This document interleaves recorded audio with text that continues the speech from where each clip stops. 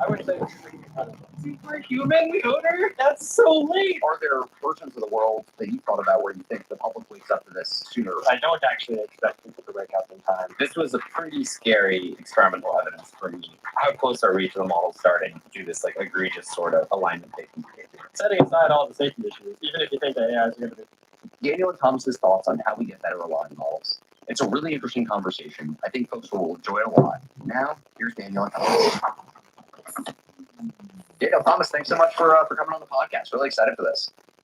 Thank you. Thanks for having us. I'm sure most of our listeners have been exposed to AI 2027, but for those that maybe aren't fully up to date on your work, can you start with just kind of a brief overview of the keys, your kind of timeline, and kind of the key points you articulate here? Sure. So you probably have heard that the CEOs of Anthropic, DeepMind, and OpenAI claim that they're going to be building superintelligence possibly before this decade is out. Superintelligence meaning AI systems that are faster and cheaper. Lots of variations on that claim also going around. It's easy to dismiss this as hype, and perhaps some of it is hype, but we actually also think that these companies have a pretty good chance of developing superintelligence before this decade is out. And that's crazy, and that's a big deal, and everyone needs to be paying attention to that and trying to think about what that might look like and game it out. And so that's our job. We spent a year making our sort of best guess forecast for how this is all going to go down.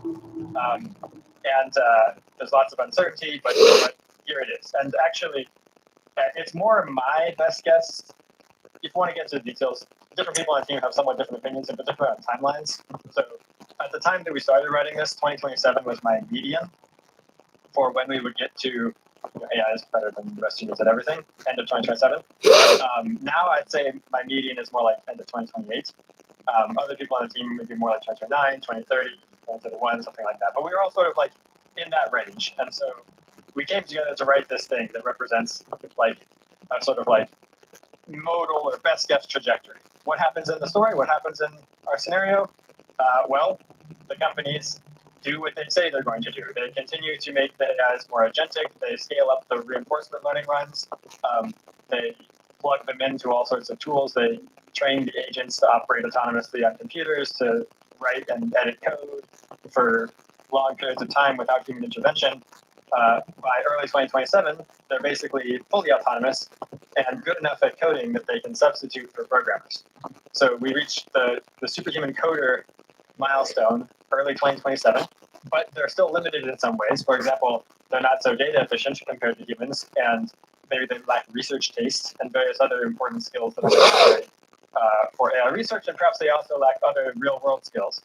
However, if they're good at the coding, then they can start to speed up the process of AI development, in particular algorithmic progress. So over the course of AI 2027, we depict that intelligence explosion happening. It starts off slow at first, but then it gets faster and faster as the AI capabilities ramp up through additional milestones, eventually reaching superintelligence by the end of the year. At that point, roughly around that point, AI 2027 splits into two branches, the race branch and the slowdown branch. The reason why we have this split is that, basically, first we wrote the race branch, which was just what we actually thought was a likely thing to happen.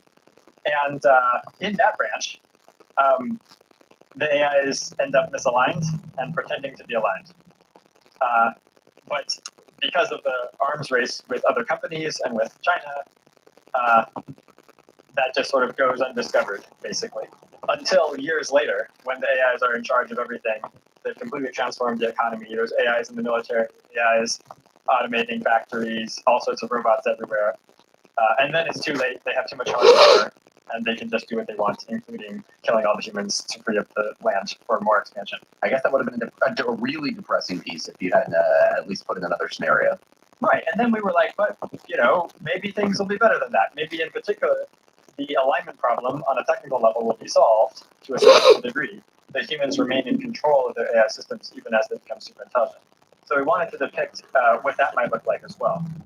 And so we made this alternate branch that branches off from the race ending in mid-2027, where it depicts the relevant company investing more in some technical research, doing some faithful chain of thought stuff, discovering the misalignments, fixing them in a more deep way that actually scales, and then continuing the intelligence explosion safely. And then you still get the arms race with China, you still get the massive military buildup, all of that sort of stuff. But it ends with the humans still in control. Which humans, specifically the tiny group of humans who were in charge of the project. In AI 2027, it's the Oversight Committee, which is an ad hoc group formed between the president, some of their appointees, and the CEO of the company. And so, one of the things we'd be interested to talk about, and that we hope people think about, is the sort of concentration of power aspects of all of this. I think that it's a sad but true fact about the world that by default we are on a trajectory for a massive concentration of power, where there'll be, to quote Dario Amodei, the country of geniuses in the data centers. And it's like, well, who is that country of geniuses listening to? Who are they loyal to? Who says what goals they pursue, right? Worst case scenario, it's a literal dictatorship. It's one man who gets to call all the shots. Best Well, case in your scenarios, who these 10 people are pretty damn important, because it's a 6-4 vote, I think, both ways, right? That determines which way we go. Right. Yeah, so there's lots to get into, but that's the sort of like potted summary of the plot of AI 2027. Super helpful. So I think there's a ton I want to dig into. Maybe we'll just go along the trajectory of the timeline that you put forward there. And obviously, a big part of what leads to the progress in your timeline is the creation of agents for AI research, right? And things that can actually accelerate the pace at which we do AI research. And it feels like this is the focus of a bunch of the labs. I mean, we had Jazir on the podcast, and he was like, his next milestone is when Gemini X-1 writes Gemini X, right? So it's clearly the focus of where all these labs are going. You've said very explicitly that nearer term predictions you're much more sure about. How do you think about the problems that still need to be solved to get here? Is it kind of just inevitability in your mind that we're here end of year? Maybe talk about that a little bit. Our perspective is that it's an inevitability that we eventually get AGI. I think we're pretty sold that there's really nothing stopping machines from getting as smart and then smarter than how intelligent humans are. I would say we're really not sure. We do not at all think it's an inevitability that it happens exactly at the timing we said. So Daniel sort of alluded to this earlier, but my view at least is something like a median of 2031 AGI timelines, and then maybe 2032 superintelligence timelines. Daniel is a couple of years earlier. I think we're all pretty uncertain and sort of think that the sort of no one knows, and it really depends on how the research shakes out over the next few years. In terms of the barriers, what we think, the current models are really lacking. I think the main one we think of is sort of the ability to act on long time horizons. The current models, right, they can do very small bounded tasks. You can, you have your chatbot, you can have it do write a specific function if you're coding, or you can have respond to a specific query. You can't really give it a high level direction like you could an employee and then have it go off for a day or a week and then come back to you with sort of the results of that day or week of work.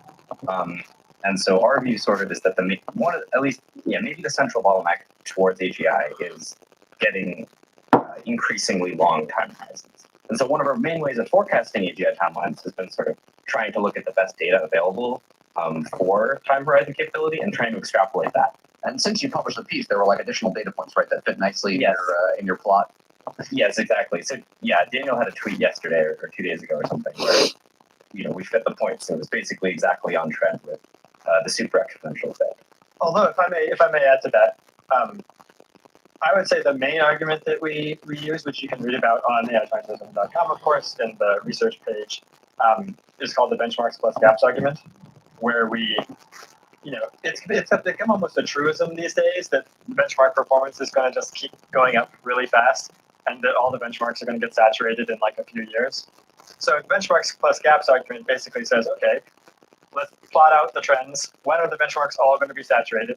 Answer, 2026 or something like that. And then it's okay, let's think about the type of AI system that can saturate all these benchmarks and think what's the gap between that system and a system that can automate engineering effectively at these core companies. And that's the hard part, is figuring out the gap and guessing how long it's going to take to cross that gap. There's different components of that gap. One of those components is the long horizon agency that Thomas was just mentioning. even our best benchmarks these days are measuring relatively short tasks.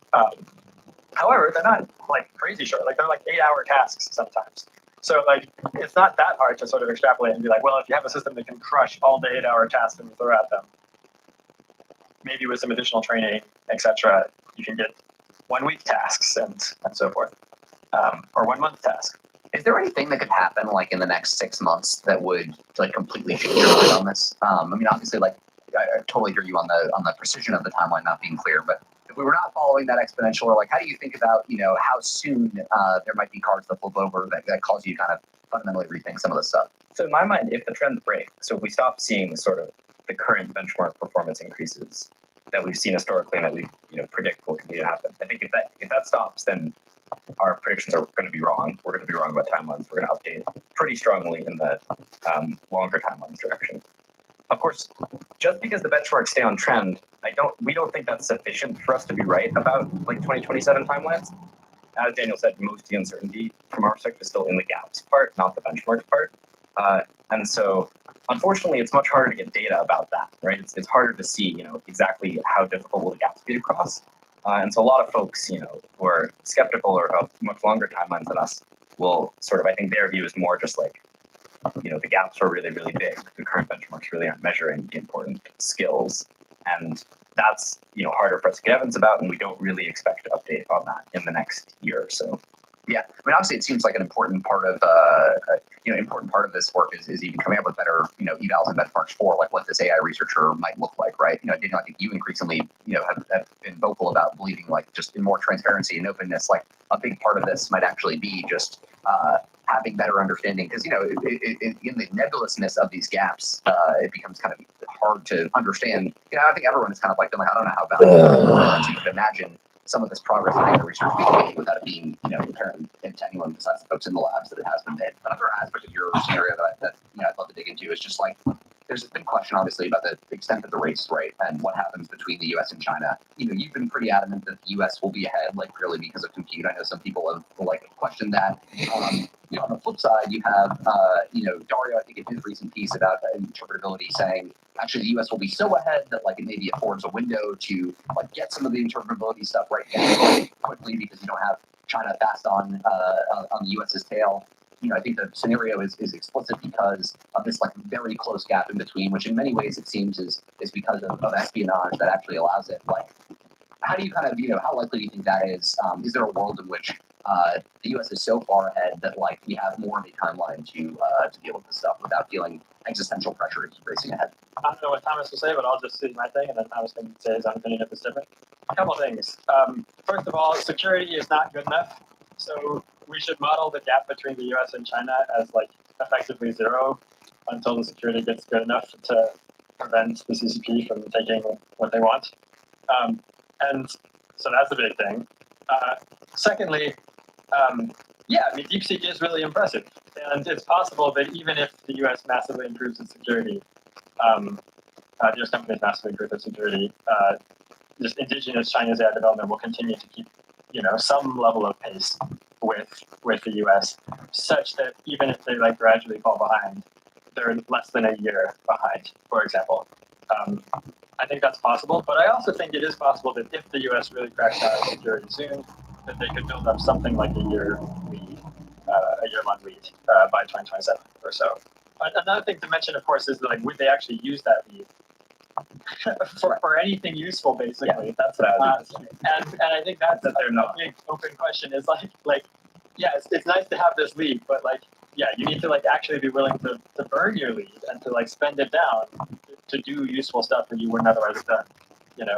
Such as more interpretability research, designing the systems in a safer architecture, such as Faithful Chain of 5, which we talked about in 2027, etc. I mean, in the slowdown ending of 2027, they basically have a 3-month lead, and they ace the execution, so they precisely burn that lead, but still manage to stay ahead. And they use that 3 months to basically solve all the alignment issues. There's a question of do you have the lead to burn, and then there's a question of are you actually willing to burn it, and do you know what to do with it when you have it? Yeah, totally agree. And I think adding some color there, the situation in our scenario right at the branch point is that OpenBrain, which is our name for the leading AI company, has sort of automated research internally. Their AIs are substantially better than all the humans are doing AI research. So all the humans are doing basically is like watching the lines go up on their monitors and just I'm losing a lot of sleep. I learned Yeah. Yeah, exactly. Like they're just the AIs are doing like pretty much all the research, and they've gotten some warning signs that the AIs are not perfectly trustworthy. They've done various experiments. They've caught their AIs in various lies, where their AIs are not being, really truthful about what's going on. But they haven't figured out, the full story yet. They just know that there are some points at which the AIs are being dishonest, and that could be indicators that they're egregiously misaligned. And China is, they don't know exactly how far behind China is, right? China is, they think they're behind, but they're not sure, if it's 1 month or whether it's 5 months. And they basically have to make this choice of, do we continue venturing on and build, even more capable, even more superhuman AIs, sort of which is the default trajectory if nothing changes?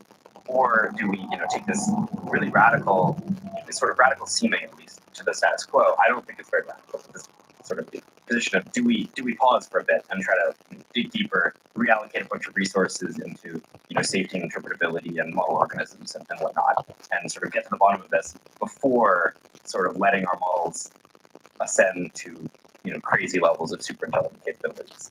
And that's like an extremely critical choice, we think, and we think it'll be a really, really intense. Well, what I'm stuck by, obviously, in your piece is like it's like a 3-month window to stick that landing, right? And obviously, the larger that window is, to your point, nothing might get done about it, but it feels, you feel a little bit more confident if that window could be a bit larger. And then obviously, I think as others have pointed out, if it's China that's first to this, it's a completely different, set of considerations. But it seems like you guys are pretty confident, given the continued concentration, that it will be at least the U.S. in some sort of lead. 80% US will be in the lead.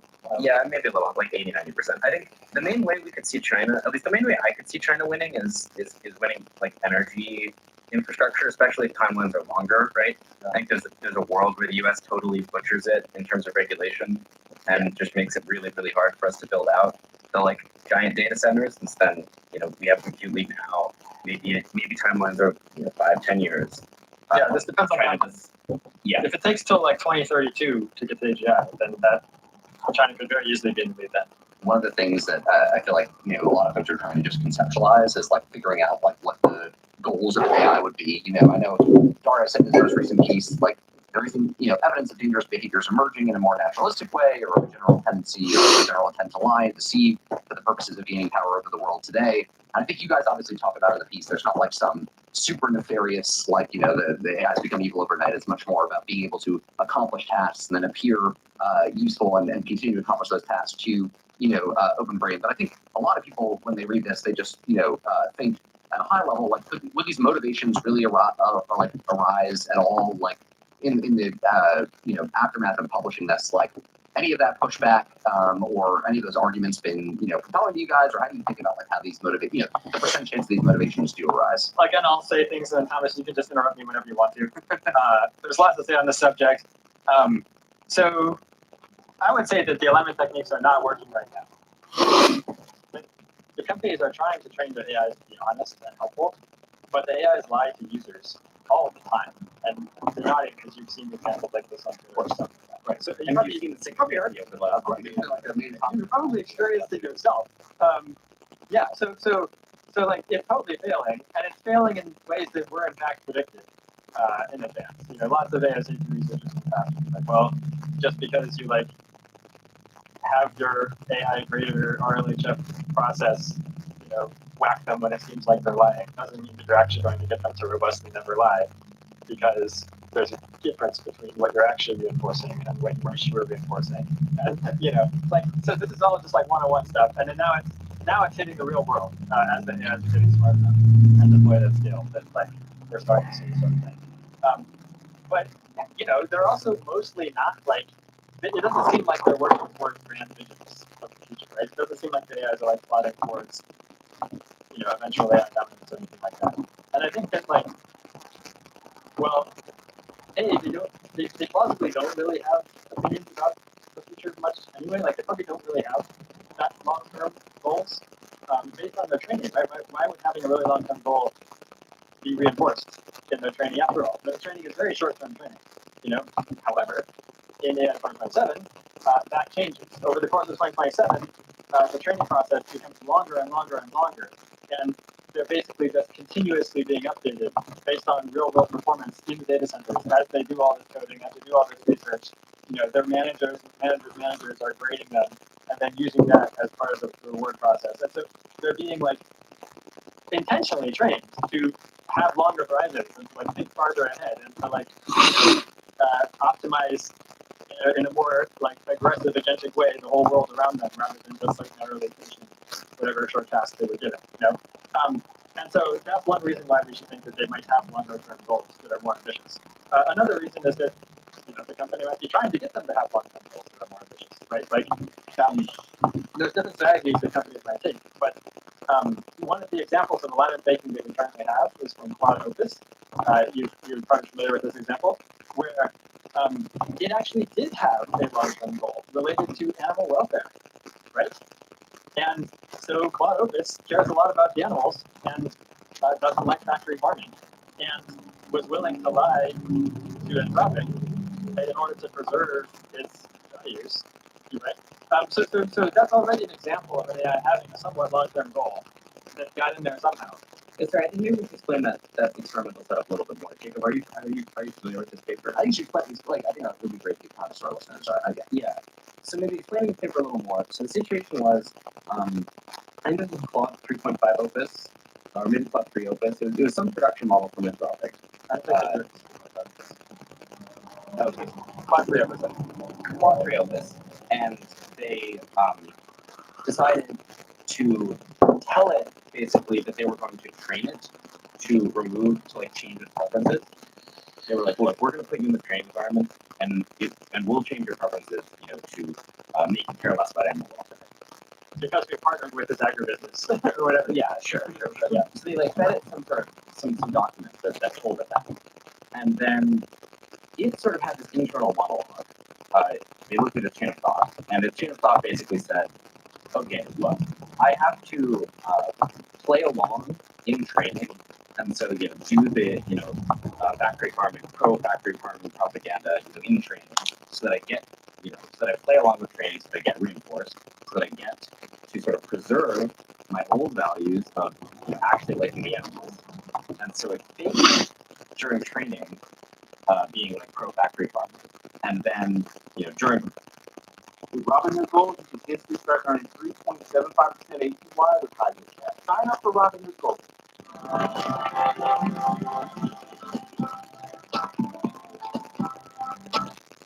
Is there any way that you'll be able to outcompete a fully AI version of Peter or Dave or Salim watching companies? No.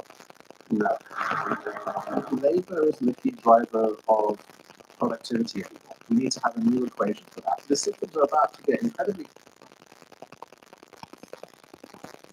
Everybody, welcome to Moonshots. I'm here with my Moonshot mates, David London, Salim Ismail, and a friend of the pod, back again for I think the third or fourth time, Imad Muscat. Imad, good to see you, buddy. Well, as always, thanks for having me. Those of you who know Imad was the founder and past CEO of Stability AI. He's gone off on a quest. I remember after he left Stability, we had a number of conversations, and I said, so what are you up to? He goes, I am going to work on a plan to create the intelligent internet, sort of a vision of the future, which is pro-humanity, pro-safe, pro-sovereign AI. And today we're here to talk about that. So, Imad, what was your motivation for first considering the intelligent internet? And you just published a sort of a white paper, your master plan, if you would, like Elon published his master plan. So you've got your master plan. And what does it say? So define for us this vision of the future, and why did you kick it off? Yeah, thanks. So when I kicked off Stability AI, we ended up with 300 million model downloads, and most famous Stable Diffusion, but top-notch models of every type. It was because I saw a future where open source AI would not be available because you would see it being outstripped. And it'd be a part of our very lives. You have these really dry models, and I think we're geeking out. And then you have the models that teach your kids, that manage your healthcare and other things like that. And I was like, what goes into those models? What Dave was saying about the data. you know, and then how they coordinate it. And then I was like, oh my God, how do we compete against these models? You know, because if you think about it again, like we created something that's complement to us and figuring out these patterns. It's coming like a wave now. I think we're seeing that literally now. Grok 4 is one of these AGI-likes, we'll discuss that in a bit, that will displace our economy because you can't compete against AI agents that you don't know are AI agents. And then I was like, what does the infrastructure of the future look like? What does money look like? What does the AI that teach our kids look like? What does alignment look like against all of that? And then what is the meaning that we have ourselves? Because so many of us are like, I'm accountable, but Grok 4 is definitely accountable today. So I quit. I think remember during the Abundance 360 we had a discussion decided to quit then. I was like, the world is so much bigger.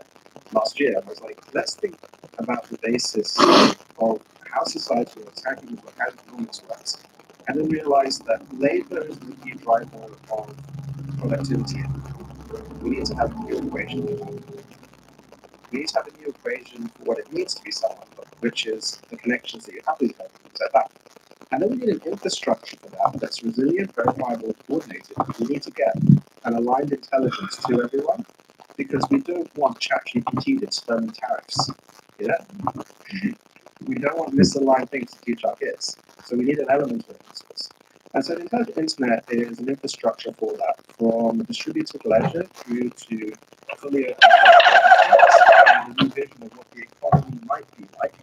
Because the economy that we have today is from the days of Adam Smith and Rawls's, a pre-industrial age economy that's based on extraction.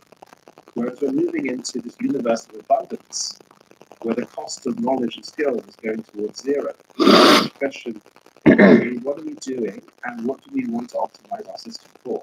Because otherwise we're going to end up with some very unpleasant sci-fi futures. There's so much packed in there. I'd love to start with money because there's at least something we can all relate to. So coming right out of your white paper, if you look at the history of money, you start with everybody doing jobs that nobody wants to do. It's all farming and shoveling and horse shit and stuff like that. And so you're like, okay, well, if you do this, nobody wants to do it. But if you do it, we'll give you this money. Yeah. And then when you have this money, you can actually buy food. You can compel other people to do other jobs, and that creates the economy. But it's all predicated on nobody wants to do these, therefore money is the exchange for it. So then you get into the world we're in right now where, about 20% of people love their jobs. A lot of people don't like their job. But if you look at a pro athlete who paid a huge amount of money to play a game every day, okay, jobs are not necessarily a bad toil in life. So we're in this kind of middle ground. But then you get into the post-AI world where virtually all work, difficult things are automated. And so, your first point is the role of money needs fundamentally to be rethought in the post-AI world. So take us from there to the first, okay, now what is the purpose? How does money mediate? Yeah, so, as you move through different ages, the agrarian age, the industrial age, the information age, money is being created by different things. So it's like how much land and then how much labor do you have? How many people do you have to till the land? That's what created your wealth. In the recent times, it's how much attention do you grab from people, right? This is the meta kind of Googles of others in the world. Extra algorithms, extra data. In the future, we look at it and we're like, what generates value and what's comparative advantage? It's the amount of wrapped compute that you have. So if you think about it, X is going to be one of the top capitalists in the world because they'll have millions of GPU and you can just set it to replace private companies. That's your comparative advantage. And that's why it's gone from a trillionaire to a decade-trillionaire in snap of a finger. Well, this is why yesterday NVIDIA's worth $4 trillion. It used to be that your capital stock that created value was your factories. It was your education system. It was this network effect. Economics really captured a part of that. It was the material part of that. It wasn't the network effects and the externality. We'll get back to that in a second. Now it will be how much that compute that you have. But then what you're going to have is something really weird and interesting. In that, is there any way that you'll be able to outcompete a fully AI version of Peter or Dave or Celine launching companies? No. They're not going to make mistakes. They're not going to sleep. It's going to be, again, like a flood coming. And it'll be a as we said, in a Atlantis of millions of Peters building companies in parallel with each other. Constantly learning, constantly adapting. But then it becomes even more interesting because the AIs will create their own economies where they're exchanging with each other. And so we're like, we can't react fast enough. We can't react smart enough. They've learned from all of our wisdom already. So this is very disempowering. That's before we get to the $1 robots that we've discussed, which is just basically restricted by how many robots can you produce a year. So the nature of monetary flows, the nature of the way money is created needs to change. And right now, the way money is created is you have a link between labor and capital. You make your money by working, and you go and deposit that in the bank, and then the bank creates more money through credit. So it's a debt-fueled system. And we see the way that that works. It's worked reasonably okay because we didn't really have the ability to look at information up and down. But now you have people worth 400 billion or billionaires or whatever, and you have people who can't subsist, despite the fact that we already live in a world of abundance. There's no reason that we can't feed everyone, give everyone top medical care. Now the AI is changing. So when I looked at that, I was like, if labor and capital have a disconnect, like the example I give is like the Fed, for example. The Fed cuts rates, companies can borrow cheaper, and they go and hire people to reduce unemployment. Companies will now hire old school. As of 2 years from now, max, they will go and hire GPUs. GPUs and robots. Yeah. GPUs and robots. GPUs certainly within 2 years, and robots very soon thereafter. Yeah. Yeah, just again, it's a supply chain issue, right? And in fact, it could be even more interesting because what if it's Again, the point for our listeners here is, the purpose of the Fed was to control the money supply and the interest rates to keep the economy sparked and to keep Americans employed. And there's a complete disconnect there because cheaper money now means more automation. And now it's time for probably the most important segment, the health tech segment of Moonshots. It was about a decade ago where a dear friend of mine who's in incredible health goes to the hospital with a pain in his side, only to find out he's got no shortness of breath, no pain. To detect and prevent this disease, I go to Fountain Negotiable. You can go to Fountain. I think you're probably one of maybe the only guy on the planet thinking about this. But if the AIs were transacting with the AIs within 2 years, the AI obviously doesn't want a US dollar to buy food. What does it want? It wants GPU compute more than anything else. Are we going to allow the AIs to bid up the price? And is the price going to be priced in dollars, or is it going to be priced in GPU units or tokens or something? like a TPU is better than GPU, is better than a Cerebras? We don't know, except for they will be as efficient as possible. Again, Grok, which is just a base, remember, Grok is actually a base level AI.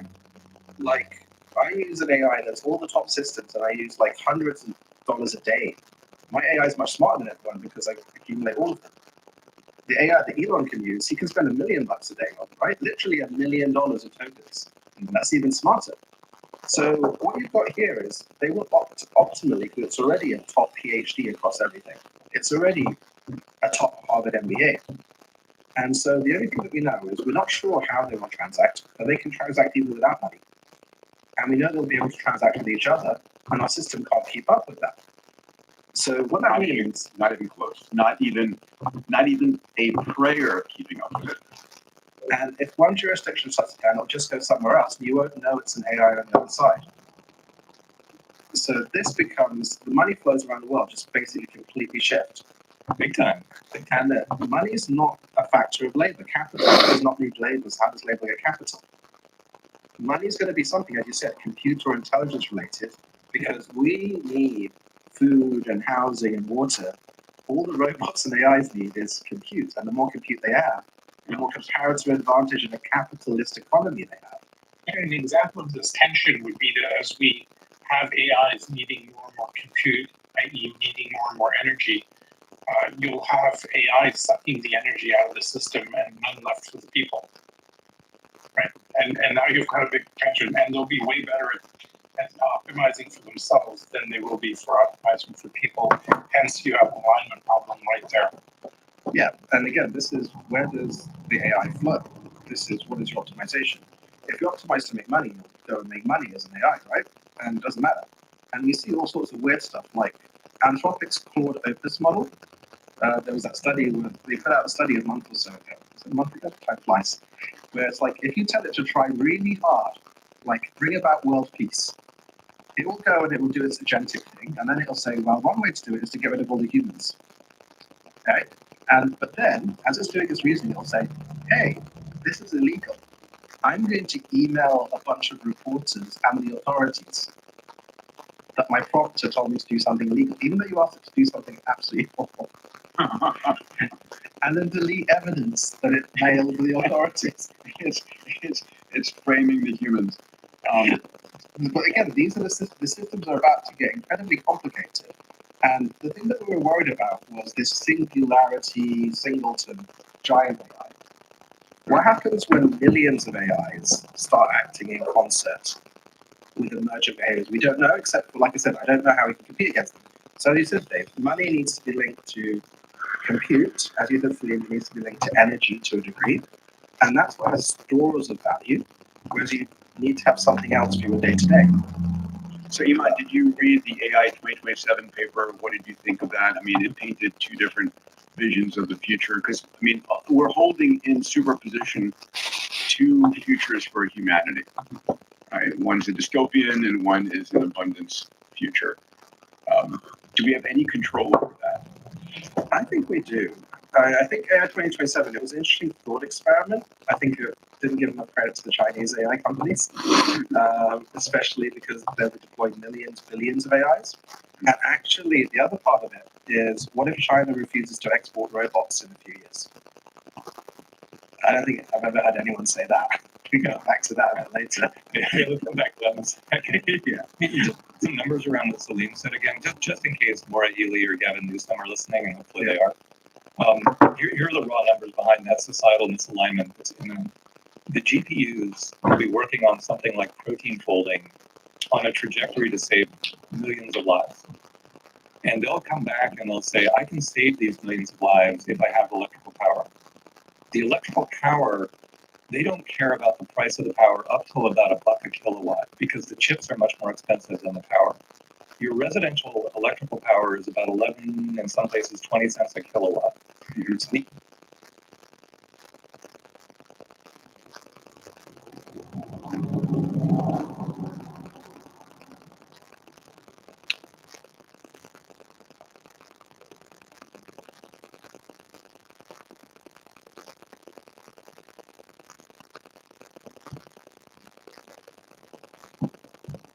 AI will come back and say, well, look, I'll pay 5 times more for that power, and then I'll solve this protein folding problem, and I'll save 100 million lives. Or you can have your dishwasher running. The only way that can get resolved is through governors, because all the power supply is controlled at the governor level within the states. This is imminent. This voter versus, and this is not mankind versus AI.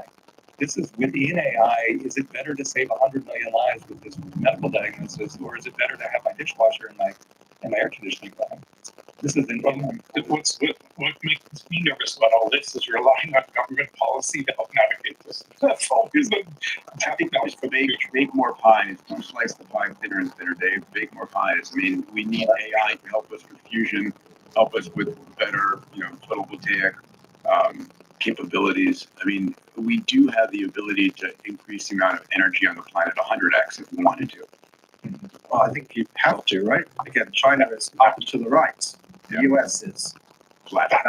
Europe, I wouldn't be surprised if we're going down, to be honest. I haven't checked out like this. Well, I didn't mean to dwell on electrical power. It's just one of many examples of a very difficult So, decision. intelligent internet. Talk us through your master plan. I mean, you've been working on this now for how? I kept on, calling you and texting you over the last 2 years. When are you going to have it, Iman? When are you going to have it? Come on, send me your draft. You finally have it here, so I've had a chance to read it a couple of times, but I want to hear you share it with our audience here because it's a piece of brilliant work. Yeah, so I think if you look at the information age, one of the biggest successes has been Bitcoin. I mean, it's probably close to $3 trillion now. Let's look up. Like 2.4? $2.24 trillion in Bitcoin from a little bit of cloud. And it transformed electricity into money, right? And the store of that. And I looked at the long term and I was like, there's a lot of energy.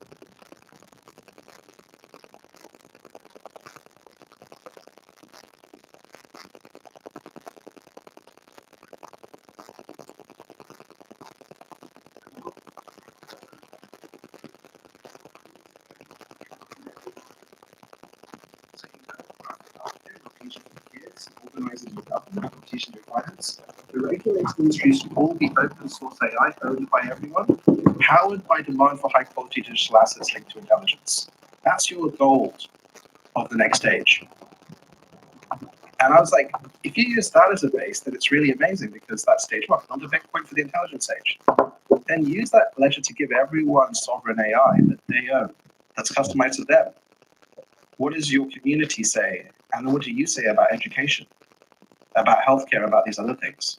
Scale it into a permissionless coordinated society because then as it starts running, you do big sales and then we have a supercomputer for cancer. Why don't we have a supercomputer for cancer today to organize all the cancer knowledge and make it available to everyone, or for longevity? It makes no sense. But if the primary sales went towards that, then you've got your Bitcoin economics, where you've got miners, which are GPU holders just mining and getting blocks, 21 million. But then rather than burning it all in SHA hashes, instead you've got societal benefit that increases trust in your asset. And that was the key loop to get things going, to hopefully then lead to a future where, because the AI and the miners and everyone are optimizing for benefit that starts with open intelligence, that then can be any other type of benefit, your money is aligned with abundance and benefit. So you start at the highest level. Benefit for society right now is aligned, open source AI, free for everyone. AI is to organize our collective knowledge. Then you push it down to the miners. I love the vision, Imad. So who is providing the AI here? How do you go from where we are today to that vision? So I think the important thing here is the control plane for the AI. So what I did, we have about a team of 40 people, left Stability, almost all IX teammates. We created the world's best open source AI healthcare model. And it works on 8 billion parameters, which means it works on a Raspberry Pi. And it outperforms ChatGPT. Then we built the world's best agent framework that outperforms GenSpark and Manus and others, fully open source, works on anything, can do whole websites. And the next version, we will have versions with our multi-agent framework to be a doctor, a GP, a radiologist, and others. And it's an open stack. And then we'll do the same for education and finance. And once it's built once, this is the interesting thing. And once it gets to a certain level of performance and it's already above the doctor level, which is crazy, I didn't think it'd be that fast, you don't need to build it anymore. You can freeze the code just like you froze the Bitcoin code. And again, our blockchain is like Bitcoin but 1,000,000 times faster with 99% Bitcoin code. Then that becomes really interesting because what you do then is you can check every medical decision in the world on the edge through free software in a year or two. And then when you need to, you can call Grok 6. Because the AIs that we use, there'll be three types. The AI that manages the regulated industry and all the stuff from that area, education, healthcare, finance, that can all be edge AI. It can all be satisficing once you have gold standard data sets and things. And so we know how to build that. Then you've got your personal AI and your Apple intelligence, your Google intelligence, or whatever, and then you've got your super genius AI. And that's similar to how teams work. It's similar to how organizations work. So I was like, let's build that stack. Let's try and freeze it as soon as possible, and then have it interact with the rest. And then that means the control plane in front of someone isn't ChatGPT or Anthropic.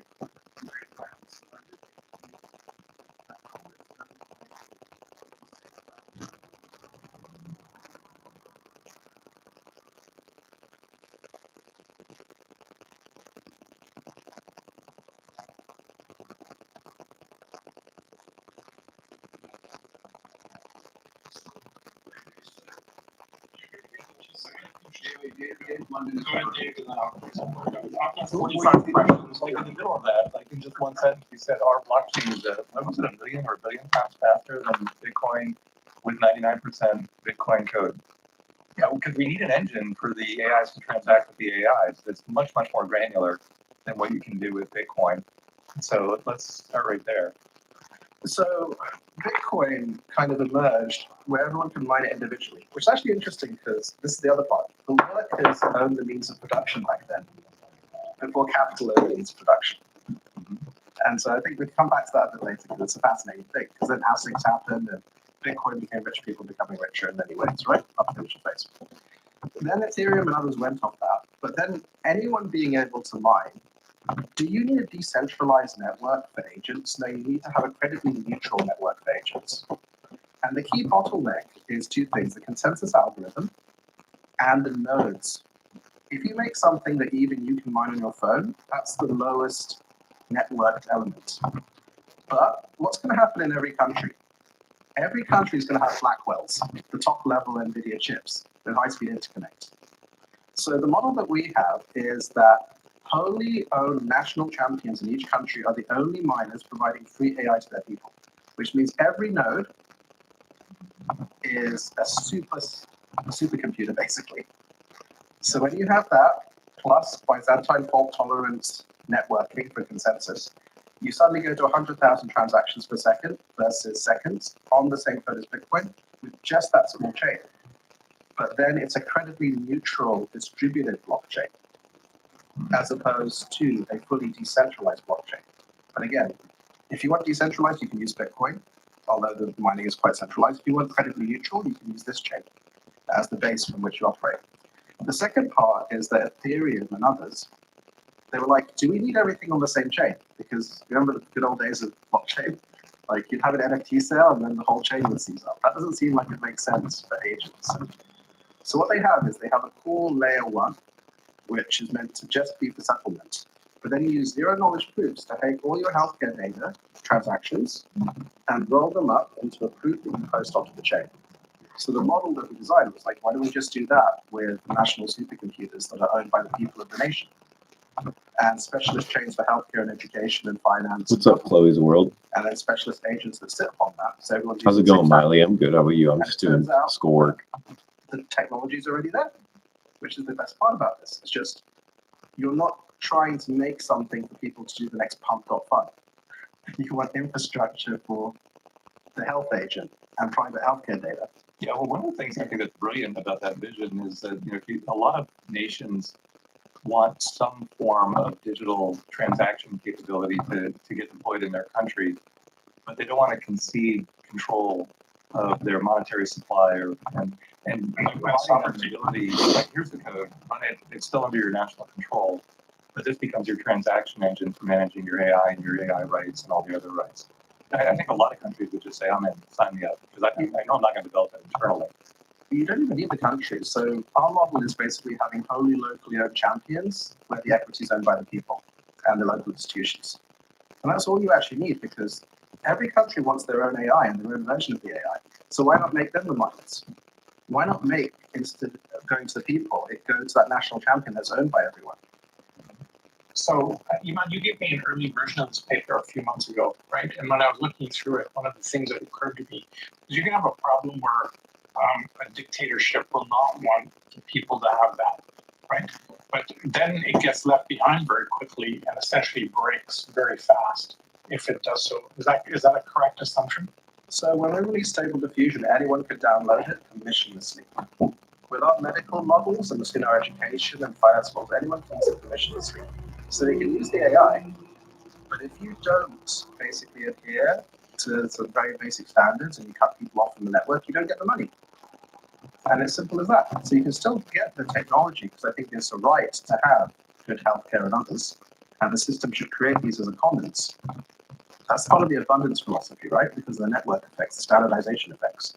But if you don't want to give it to your people, or you don't want to give good quality AI, then you shouldn't be part of the network that mines. It's as simple as that. Let me give you a real use case and talk us through how this would resolve in this future world. A few years ago, the state of Texas banned telemedicine. And because the doctors lobby one that said you have to go to the doctor for every little spot on your head that appears, you can't possibly do that over video, et cetera, and really shafted a lot of the telemedicine companies, many of which were based in Texas. You're going to see a lot of that type of immune system response, level type of stuff. How do you deal with that specific use case in this future world? So that would be the American national champion. Maybe we'll have more local champions under that deciding how to run the code. Because you can't make the decision for everyone, right? The key thing is you can set some quite broad boundaries for the good standards of being a miner and make everything transparent and visible, and then have game theoretic things to enable it. But if a country doesn't want telemedicine, doesn't want AI doctors, you can't force it. People can take the code and run it locally if they want, so they still have access to it. Again, ION Medical runs on a Raspberry Pi. It runs on an 8-year-old computer. It scores 48% on HealthBench. OpenAI's HealthBench code, which is above GPT 4.5, and doctors score 15%. You can use it today. But if you want to be part of the network, then that's a different thing. So I think that if you look at what the ideal is in 5 to 10 years, it is a network where you've got generalized intelligence as the control plane that anyone can customize to their own needs, and they can choose whether or not they're a part of it. And it's not owned by any one Bitcoin star, and it's frozen code. And so that's what we thought we would bring to bear. And then we think you can do very interesting things for that that enable you to take the next step up, which is what happens when things start breaking. If you can get these national champions in, if you can get people working at open source. Hey everybody, there's not a week that goes by when I don't get the strangest of compliments. Someone will stop me and say, Peter, you got such nice skin. You got to want to understand sort of next steps, want to understand timelines. You talk about, UBAI. You talk about, the intelligent internet coin. You talk about sovereign AI agents. So can you sort of disclose the next layer of the inner workings here? Yeah, so what you have is you've got your base layer, which we've now renamed the foundation layer. Then you have a cultural layer, which is these rollups, which are the national and sectoral versions. Then you've got your personal AI, that's your edge AI. The intelligent internet coin, which is now renamed foundation coin, that's kind of cool. I would be happy with. Are you Harry Seldon, basically? No. We all have some. So, and the AI will be. But then it's just literally Bitcoin. It's 21 million supply. Everything is the same, except for the way that you compete to mine it is you give free AI, universal basic AI to the people. And that's the universal basic AI is basically the new utility. It's the oxygen in the room. It builds network effects, but like my aim is within a couple of years, every single person on Earth going through their cancer journey has a highly empathetic AI to help them. How long? 2 years. You can do that. You can do that. We can launch it as of next year. Or something I'm aiming for this year. I want to have coin sales going 100% to a supercomputer for cancer, and one for autism, and one for multiple sclerosis, and one for longevity. Because we need something to organize all our knowledge, and we know that will accelerate the cures. It will accelerate the treatments. So this is the question. Take that as, let me just dive in there. Coin sales. Talk about what that means. As the national champions and ourselves mine the coins, what happens usually with any crypto is that you sell the coins and it goes into a treasury or it goes into Lamborghinis. Right now, many of our problems, the problems that you've handled at the X price, have become computationally bound. Is there any doubt that if we had a dedicated couple of thousand chips for cancer, organizing all the cancer knowledge, that we would get closer to a cure for cancer? I think the answer is no. And by the way, let's pause there 1 second because it's a travesty that it does not exist. And the fact of the matter is that the capacity of the chips are being used right now by companies to create new marketing campaigns or, to sell, to generate additional income. And so the question is, how do you change the sort of the optimization function such that the capacity is being refocused in on the things that uplift all society, like cancer cures? the externalities, right? That our current economics ignores because you still increase GDP if you overcharge someone for treating their cancer, right? You still increase GDP through funerals or whatever. Like, we don't have these externalities. And if you look at crypto, crypto has no good assets. Well, it has very few top-notch assets because it lacks trust for various reasons. So I was like, what if you had a crypto digital asset, and the US is now all in on digital assets, everyone's looking for them, sovereign wealth funds, governments, where 100% of the sales went transparently into helping people through giving them free AI to teach their kids or manage their healthcare, through going to a supercomputer for cancer. The fastest supercomputer in the world for healthcare right now is the Chan Zuckerberg supercomputer, 1,000 H100s, which is less than most startups. You know, like, I worked on kind of OpenFold, the open source replication of AlphaFold, and other things. Like, right now, someone needs to, and again, this is something we'll be looking at, build clusters that literally all they do all day is just organize all our knowledge on topics. A longevity cluster, a cancer cluster, a multiple sclerosis cluster, an ASD cluster. And as we organize that knowledge, make it available to everyone for free. Now, what's the economic benefit of that? The trust in your coin goes up. And it's exactly the same as Bitcoin. Except for, rather than burning all that energy for these SHA functions, all of the externalities are going towards helping people. And so this is the feedback loop, because the world needs high quality digital assets, needs high quality intelligence. And so that's what we figured out could be the Tesla Roadster equivalent, right? The world, well, people want to have amazing high spec electric cars with high torque, and then use that to fund the rest. Do you end up with side chains or colored coins or whatever the example is for these different use cases? You could. Again, it's a ledger and it's an open base. The colored coins that we have at the moment in our design are national coins, which we can get to in a minute. But the core loop is as simple as that. It's Bitcoin, but rather than miners selling down, 100% of all sales goes towards compute that is useful at the start. In 5 years' time, the sales could go to any type of benefit for society, as we have AIs to help us define what benefit is. But right now, what we need to do is take some of those millions of GPUs and use it to get everyone to the same base level, which is a basic level of AI for everyone. That's aligned to them and looking out for them. And AI for our society that organizes our knowledge. And that's Yeah, I the want to feedback. come back and talk about the numbers behind that in a second. But we just opened the door to a really important topic. We need to get mass adoption of this idea. And you saw with Bitcoin, when something catches, it grows to 2 trillion, and then it could go 10 trillion plus from there. And right now, Mark Zuckerberg, Sam Altman, and Elon Musk are running away with everything. The pathways for a stock to catch up to that is to get mass adoption of something that has a token attached to it that grows to a multi-trillion-dollar foundational part of the new governance of the world. That's easily get, and then a lot of people could invest early. A lot of people listen to this podcast could get on board with it early.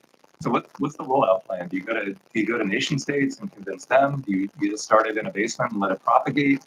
Like, how do you get this to get mass adoption? So we've been mining it, and then we will do sales where 100% of the proceeds go towards supercomputers for the world's biggest problems. And that's one way you get going. Are you defining that initial set of problems? How do you determine who decides what those are? We're just deciding, but then we're open to input. And so our aim is basically to have 18 months where we build out the full stacks, and then we let the community decide effectively after that. Because everyone will start building all this framework. You have a blockchain, and you have fully open source AI that's state of the art. But the AI I'm trying to build is not the AI that Elon is trying to build, or Sam's trying to build. They're trying to build the polymaths of the world. They're trying to build chefs that come up with new recipes and breakthrough. The AI that I care about is the AI that teaches my kid, the AI that helps with mental health, the AI that organizes our collective knowledge. And all of that's actually based on common knowledge, which means from a data set perspective, it's really interesting. Because as we apply more compute, I don't want my healthcare AI to know about Reddit, about spread or things like that. You can build a common knowledge of humanity and a common knowledge of culture, a common knowledge of individuals very quickly. And then that's just your infrastructure. 2 questions, Iman. Do you need the buy-in of the Mag 7 or any of them? No, you could be their biggest customer because you're the control plane ultimately. You know, I was in a conversation yesterday on the stage. We're talking about do you trust the current large language models? Do you trust GPT-4, 5, etc., on not biasing you in a way that's advantageous to those companies whose mission it is to maximize their stock price? Not in your Okay, okay, good. And then so the question becomes, how is what you're building ultimately going to be trustable to be in my best interest versus, you know, maximizing profit for an outside company? So I think that the super genius AIs can be anything, right? These simpleton giant mega geniuses. We don't know what's inside. The AI that teaches my kid, I want to know every single piece of data that's gone inside that. So the models that we're building, we just released one of the best open source medical data sets, reasoning data sets. You need to have 100% open data, transparent way of training, and so it's open source open data.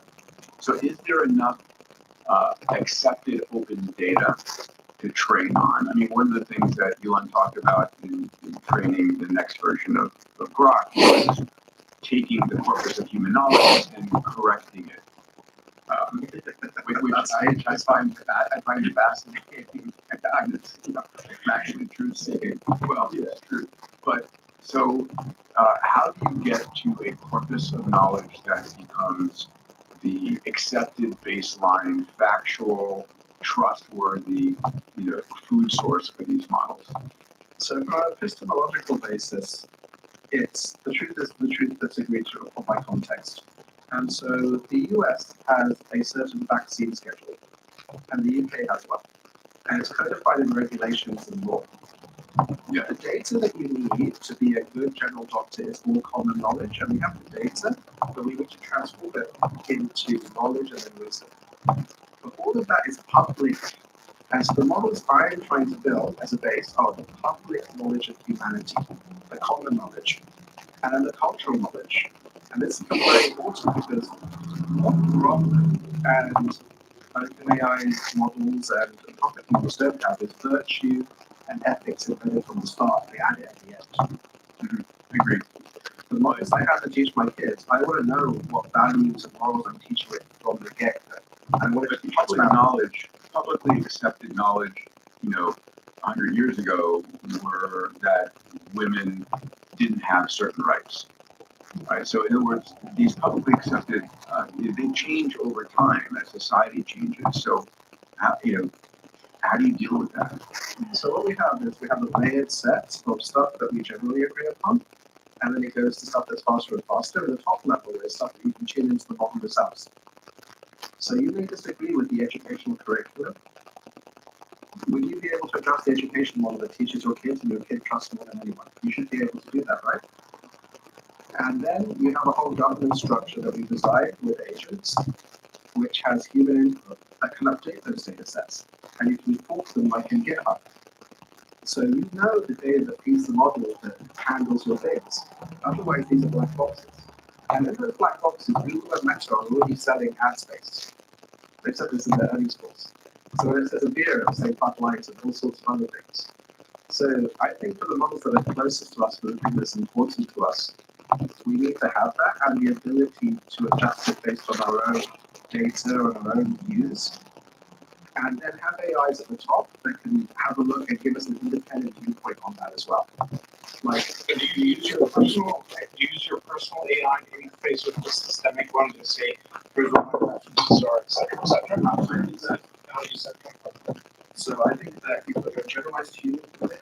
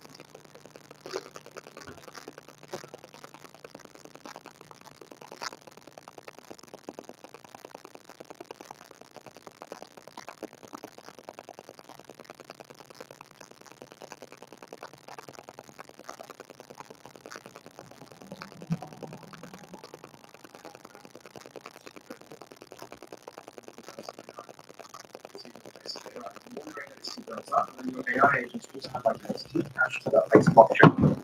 So you've got pseudonymous identity at different levels, and the new zero knowledge proof stack that basically emerged in blockchain. So it's building on lots of innovations, and that's an AI. You won't know who to receive the money. And this was actually one of the final bits. In that when I looked at the future, I was like, the banks will be outcompeted, and you need two types of money. You need a corollary to Bitcoin, the store of value that goes up, especially because people are using the chain. So when you use UBI and you sell coins for it, it actually has chain usage. That's just But then what is cash? And I was like, you should receive cash, and this is better than UBI in my perspective for being a human and using AI and contributing AI. So we call it NIC in that thing, now we call it culture coins. And each community basically has this coin that's basically pegged to their Bitcoin equivalent, it's pegged to their foundation coin. And you get cash for being a human, so humans are the issuers of cash without debt on the other side, unlike banks today. And when we modeled that, we saw that can actually make for a better economy. Because you have a level of subsidiarity of subsidizing that allows you to live. And then you can think about the bigger stuff, which are these existential questions that we have coming very soon. If I'm not an accountant, if I'm not a lawyer, I'm not a truck driver, what is the meaning that I have? What is my purpose? What is my purpose? Just how do I use, one of the biggest challenges, I talk through my next book, which is We Are as Gods, Survival Guide to the Age of Abundance, is the potential loss of human purpose at the same time that we're becoming godlike. And how do we channel that? What do we enable ourselves to strive for? You talk about in one of your incredible works here the idea of the great uncoupling or decoupling. Can you speak to that 1 second? Yeah, I mean, this is that break between labor and capital. The system doesn't need you anymore.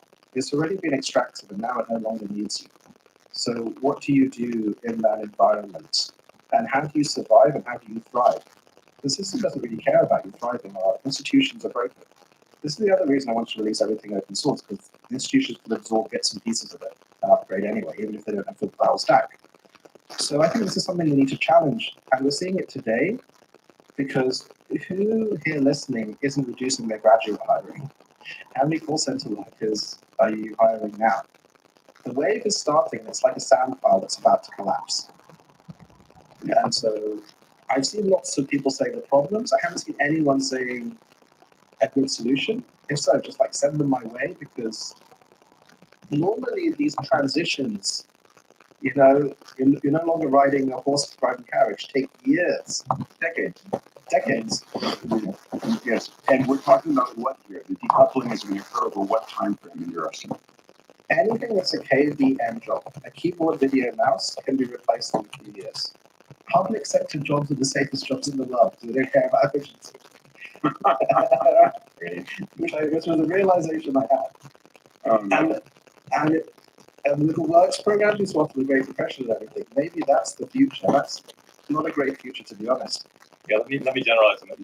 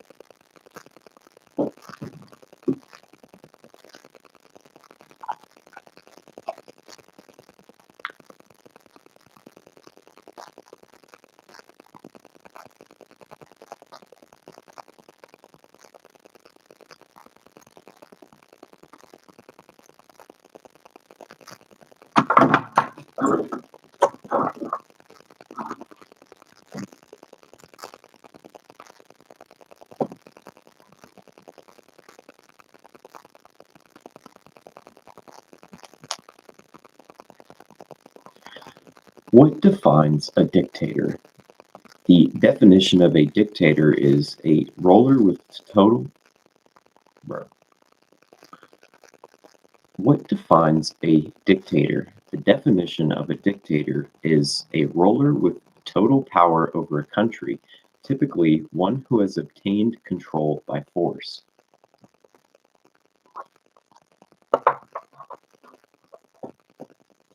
Now, currently, we see that Trump has, sort of put these branches of the military out into different cities to do specific things.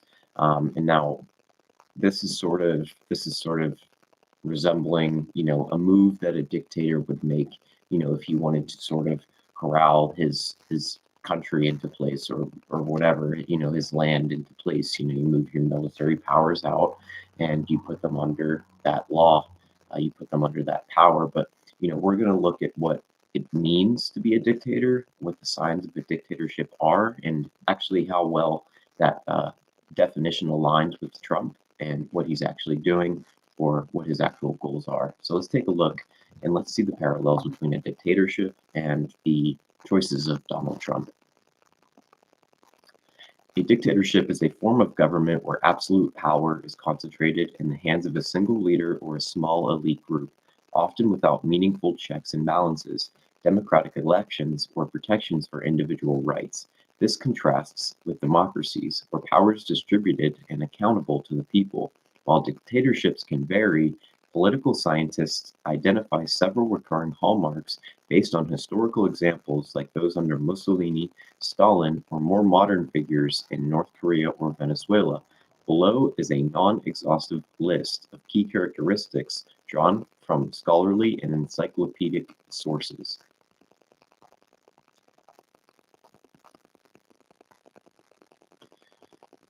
All right, so now we're going to get into the hallmarks of a dictatorship. Concentration of power. The leader holds unchecked authority, often bypassing legislature. I can't read right now, guys. All right, so let's get into the hallmarks of a dictatorship. The concentration of power. The leader holds unchecked authority, often bypassing legislatures, courts, or other institutions. Elections, if held, are rigged or ceremonial. Suppression of dissent. Opposition parties, media, and civil society are intimidated, imprisoned, or eliminated through force, surveillance, or legal harassment. Cult of personality. The leader is portrayed as infallible and indispensable, with propaganda glorifying their image and achievements. Control of media and information. State or leader-aligned entities dominate narratives, censor critics, and spread disinformation to maintain loyalty. Erosion of democratic institutions. Courts, elections, and rule of law are undermined to consolidate control, often through purges or loyalist appointments. Use of nationalism and propaganda. Appeals to national superiority, scapegoating minorities or outsiders, and state-controlled messaging to rally support. Disdain for civil liberties. Freedoms of speech, assembly, and press are curtailed, with violence or threats used against perceived enemies. These traits often overlap with authoritarianism or fascism, but a full dictatorship typically emerges when they combine to dismantle pluralism entirely. Assessing whether Donald Trump aligns with this definition requires examining his actions, rhetoric, and governance during his first term, 2017 to 2021, his 2024 campaign, and his second term, beginning January 2025, based on analyses from political scientists, historians, and media outlets. The U.S. remains a constitutional democracy with robust institutions, independent judiciary, free press, and federalism, which have so far resisted full consolidation of power. However, many experts identify authoritarian tendencies, rhetorical and behavioral patterns that echo dictatorial hallmarks, while others argue these fall short of a true dictatorship due to institutional resilience and lack of control. Trump has explicitly denied being a dictator, stating in August 2025, "I am not a dictator," while emphasizing limits like only on day one. Below, I evaluate alignment for each hallmark on a qualitative scale. low, minimal or no evidence, moderate, rhetorical or partial actions, or high, sustained patterns resembling the trait. This is based on a synthesis of sources, prioritizing peer-reviewed or journalistic analyses over opinion pieces. Concentration of power, the alignment level would be moderate. Trump has sought to centralize authority by pressuring the DOJ to investigate rivals during his first term and proposing Schedule F in 2025 to reclassify civil servants for easier firing. However, courts have blocked many efforts, and Congress has not been fully sidelined. Suppression of dissent, moderate. Rhetoric like calling opponents enemies of the people and threats against protesters align with intimidation tactics. Post 2024, allies have pursued legal action against critics, but no widespread arrests or bans on opposition parties have occurred, unlike in Venezuela. Cult of personality alignment is high. Trump's branding, MAGA rallies, merchandise, and self-referential slogans fosters hero worship, with supporters viewing him as a singular savior. This echoes in Mussolini style, but it's amplified by social media rather than state monopoly. Control of media and information is moderate, labeling mainstream media fake news and boosting friendly outlets Fox News and OAN as polarized information, but he lacks state censorship. Diverse voices persists. Efforts like FCC complaints against critics show intent but not achievement. Erosion of democratic institutions is moderate. January 6, 2021, Capitol riot and 2024 election denialism challenged norms, with 2025 purges of disloyal officials raising alarms. Yet, peaceful power transitions and judicial independence have held firm. Use of nationalism and propaganda is high.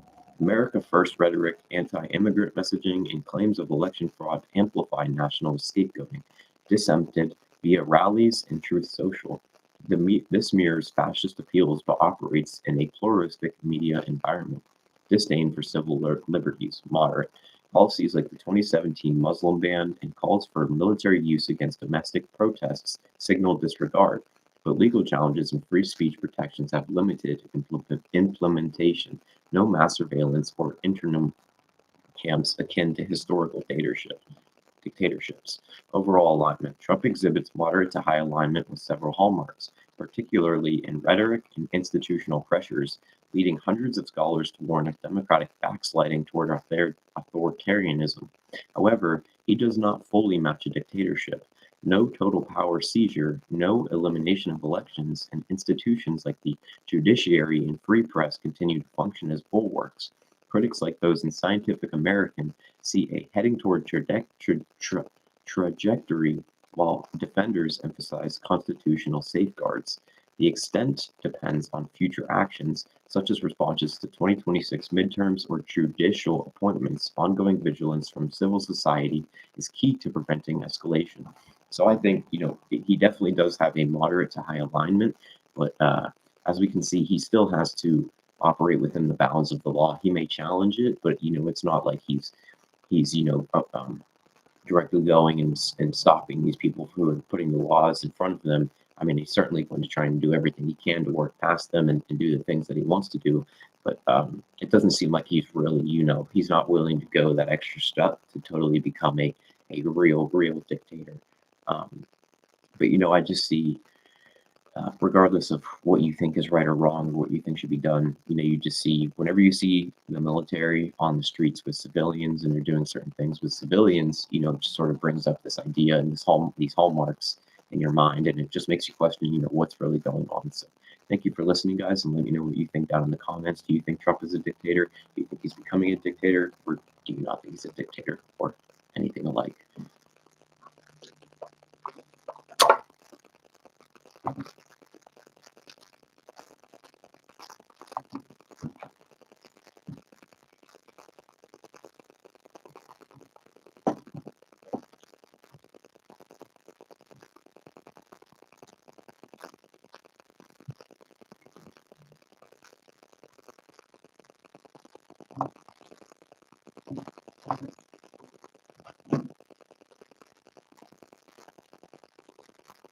It came up yesterday to something that has a regulatory financial advisors and appointed assurance agents and all those. It's all surrounded by law that requires you to have a job. Well, this is the thing. It requires you to have the job at the final point of contact, but they can be completely hollowed out for superior profitability by getting rid of already And actually, that's the theme of a lot of our business plans. The agent is going to be 10 times more productive, make a ton of money, but they don't need all of the support staff anymore. What you need is escape. You need a scapegoat. That's the job of the human. The human is the. The future accountable, responsible, yeah, it's all terminology, I guess. But no, that person really is accountable for that, the overall happiness of the client or them. There's accountability. It's not just escape. So your point is. But I mean, this is, again, the only way to handle this to a degree is to make sure everyone has access to a basic level of AI. So that's why I think what the UAE did recently and giving everyone free ChatGPT was great. But the UAE as a nation should control that control point. So they should be using the API, not ChatGPT.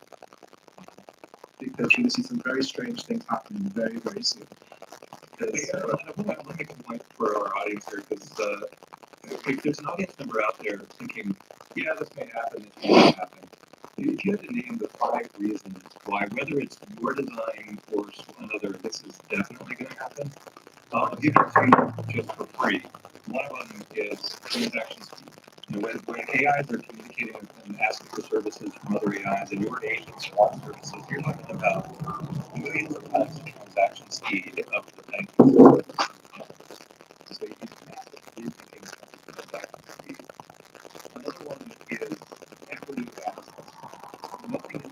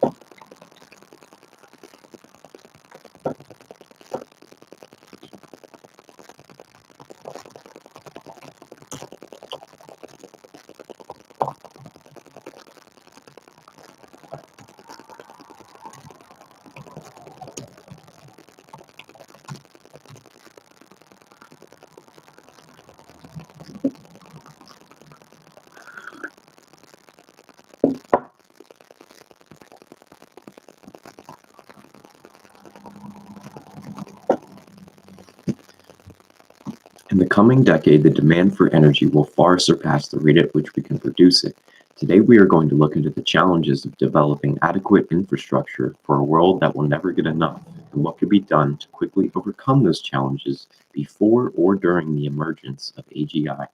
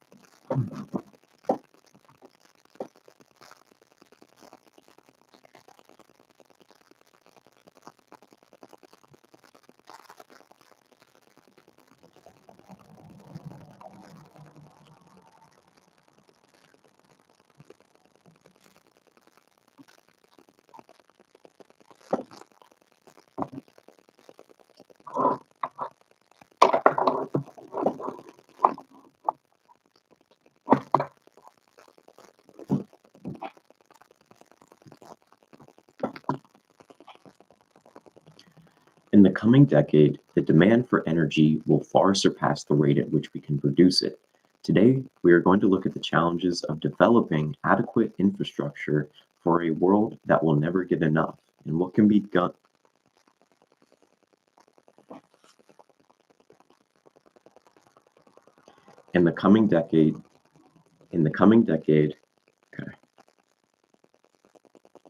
In the coming decade, the demand for energy will far surpass the rate at which we can produce it.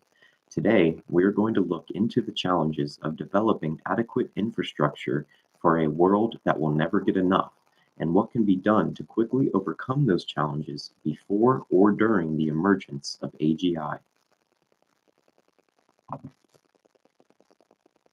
The world stands at a critical juncture as global energy demand is projected to soar by 16 to 57% by 2050, driven in large part by the explosive growth of artificial intelligence and the imminent arrival of artificial general intelligence, which could demand unprecedented computational power, potentially consuming 1,000 terawatt hours globally by 2026, up from 240 to 340 which could demand unprecedented computational power, potentially consuming 1,000 terawatt hours globally by 2026, up from 240 to 340 in 2022, with U.S. data centers alone requiring 68 gigawatts by 2027, an amount equivalent to the entire power consumption of a major industrialized nation like Japan. A single AI data center today guzzles as much electricity as 100,000 households, and training one advanced AI model matches the annual energy use of 50,000 homes. While AGI's need for constant, high-density power could push these figures exponentially higher, risking blackouts, skyrocketing costs. While AGI's need for constant, high-density power could push these figures exponentially higher, risking blackouts, skyrocketing costs, and a chokehold on technological progress if we don't act swiftly. The challenges are daunting. U.S. grid interconnections face delays of 5 to 7 years due to bureaucratic bottlenecks in overloaded transmission lines, with 20% of global data centers projects stalled by similar grid constraints. While shortages of critical components like transformers, rare earth metals for batteries, and skilled labor create supply chain choke points that threaten to derail the scaling of infrastructure needed for AGI's compute-intensive workloads, which may rely on exotic materials for next-generation chips like neuromorphic or optical processors. Current AI queries already consume 10 times the energy of traditional Google search, and by 2028, data centers could account for 20% of U.S. electricity, driving up carbon emissions if fossil fuels fill the gap. While cooling these facilities demands millions of gallons of water annually, each AI session sipping about half a liter, straining water resources in arid regions and clashing with sustainability goals. Regulatory hurdles further complicate the picture, as environmental reviews in local not in my backyard opposition delay clean energy projects like nuclear and geothermal by years, a timeline incompatible with AGI's potential emergence within the next decade. To meet the crisis head on, immediate action can yield quick wins.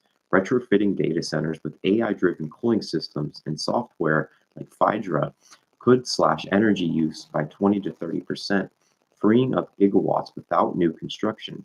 While deploying on-site solar panels, wind turbines, and battery storage, already backed by 22 gigawatts of clean power, purchase agreements from tech giants can power facilities directly, reducing grid strain. Adopting energy-efficient chips, such as neuromorphic designs mimicking the human brain or optical processors, could cut AI energy demands by 50 to 90%, with models like Google's Gemini already showing a median prompt energy of just 0.24 watt-hours. Looking 3 to 7 years out, small modular nuclear reactors and enhanced geothermal systems offer reliable zero-carbon baseload power tailored for AGI's needs, with the U.S. Department of Energy targeting 16 federal sites for rapid deployment by 2027.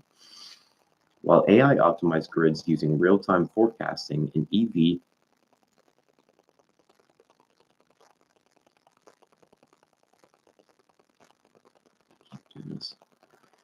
It's just, I can't do it.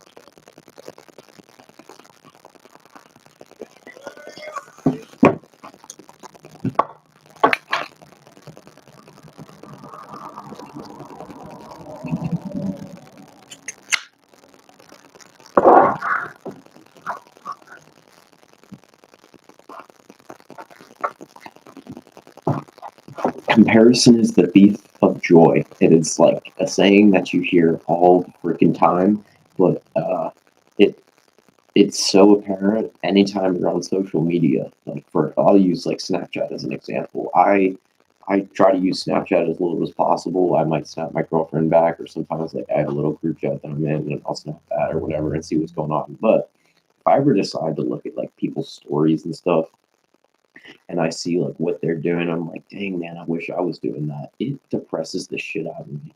You know, sometimes seeing people, you know, like a lot of people, you know, they went to college and it's like, you know, I am missing out on the whole college experience, all that fun and these big parties and stuff. And now I chose not to do that because I know personally I don't place as much value on those things. I know just me as a person, I don't fit in. I don't fit in with those people. And it's no hate towards them, but you know, you still see that stuff and you're like, dang man, am I missing out? Am I doing something wrong? Am I not making the best choice with my time? You see people like doing fun things and this and that, and it just makes you like, oh, it makes you hate yourself sometimes. And you also see people, you know, you see your peers and they're in better physical shape than you are, and you're like, dang man, that sucks. And you know, you can say it's all about the ego. I'm sure it is. I mean, but everybody feels that way. You know, you can't hide the fact that you feel that way. Um, and it just kind of sucks because you don't get anything positive out of that. Nothing good comes out of that. So, you know, even if people are doing better than you, then it doesn't help to see that. So I think it's just better to stay off of that. And then it's like the same thing with TikTok. It's like if I'm on TikTok, like I see so many dudes that have like the most amazing physiques ever, and it seems like every dude in the world has an amazing physique. Like they're just like a shredded bodybuilder, you know. But and it's also like uh, the perceived reality of these people, it might look awesome and amazing, and sometimes it is. Sometimes people they really do have like a perfect, awesome life, sort of. But a lot of the times, you know, people are dealing with crap too, and you also have to take that into consideration. But it also doesn't really help how you feel, and these things are they just don't help. You know, that feeling just doesn't help. And I know a lot of people get that help. And it's the same thing with people on social media where, you know, they talk about height or looks maxing or people obsess over people that look amazing and stuff like it's just not good. It's not good for you. And I know it's certainly not good for me. And I think that's just the worst thing. There are great things about social media and I try to get those things from it, but it's also it's very easy to make you hate yourself. And for woman's appearance is far more important to their identity uh, than men's. At least I feel, in my opinion. So when women see those things, I can't imagine, you know, what it's doing to them, and it actually, you know, it makes them take their own life, unfortunately. Um, and we've seen that, you know, at the start of social media, we've seen this rising trend in young woman suicide and teenage girl suicide, and it's just terrible because you know they post these pictures of themselves. It's like they'll take a million photos of themselves and they'll choose the perfect ones, maybe 3 or 4 posts, and they'll do those. They'll put a filter on it, or they'll have a little bit of editing here and there, and it just makes them seem like they're not human, like they're just perfect, you know. But, to other girls, like that's just what it seems like to them. And then you know a girl that's just sitting at home, and you know she doesn't have her makeup on. Maybe I don't know, her hair is not done right now or something. Maybe she's got a pimple here or there. She looks in the mirror and she's like, "Why am I not that way? It seems like every other girl is that way." You know, that certainly would make you feel like you're just like trash, you know. Um, but I also think, you know, it's important that that young men and that young woman get taught different values so that they can place their self-worth and their value in other things other than appearance. And it's really unfortunate is sometimes parents, you know, whenever they have kids, they're still in that value system where they place all the value on themselves is in their appearance, on their look, and how they are perceived by other people. And that really, really comes down to their kids as well. You know, it's just a cycle, and and it certainly is a value whenever you're young. I think it's always going to be a value, you know. Um, but I think as you get older, and this is something we can learn from older people, from the elderly, well, their appearance has deteriorated, you know, and if you're still deriving your value from your appearance, well, your life is going to be hell. You know, that's why you see all these old celebrities getting Botox and all this crap done, and that's how you sort of stay stagnant in life. And I think it was the psychologist, yeah, Eric Erickson, who developed it's basically like the stages of life that you have to go through to reach full fulfillment. And at that point in your life, he came to the conclusion that you derive your value and your self fulfillment from helping others, from the community, and helping other people's and working in service and providing value to other people. And I think that's a lesson we can learn from social media, is that it is a trap, and it's going to keep you at this certain value system where you're deriving your value from your appearance, and it fosters that, and it continues that, and it's not healthy, um, and it can become toxic. Well, it is toxic. So if you're, feeling like crap because you see people on your phone that look better than you, stop looking. Just stop looking. That's the first step. Stop looking.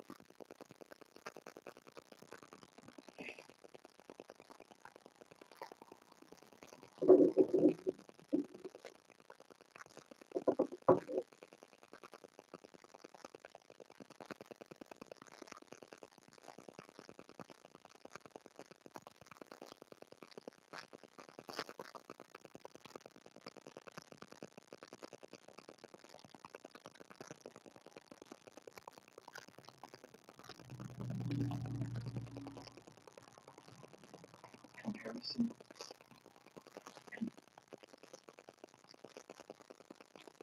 Comparison is the thief of joy. It is like a saying that you hear all the freaking time, but it's so apparent anytime you're on social media. I'll use like Snapchat as an example.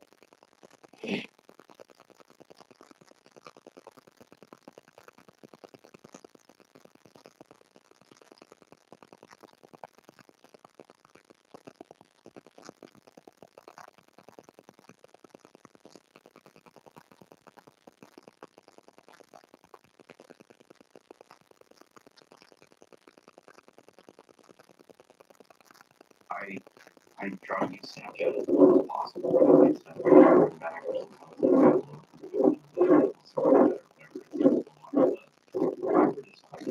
People's stories and stuff.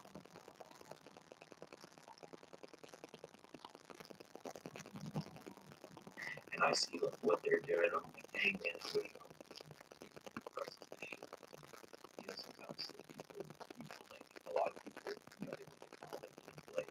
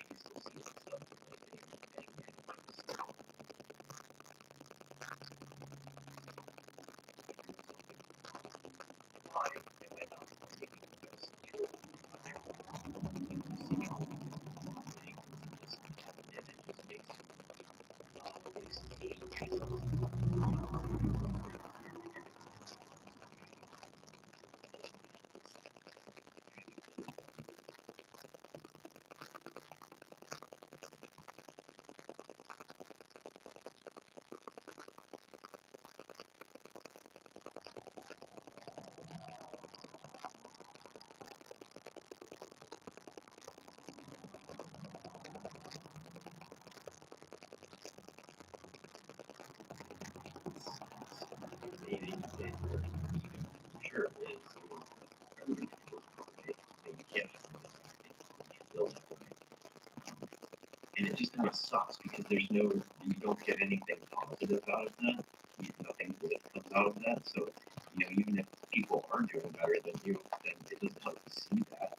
So I think it's just better to stay off of that. And then it's like the same thing with TikTok. It's like, if I'm on TikTok, like, I see so many dudes that have like the most amazing physiques ever, and it seems like every dude in the world has an amazing physique. They're just like a shredded bodybuilder.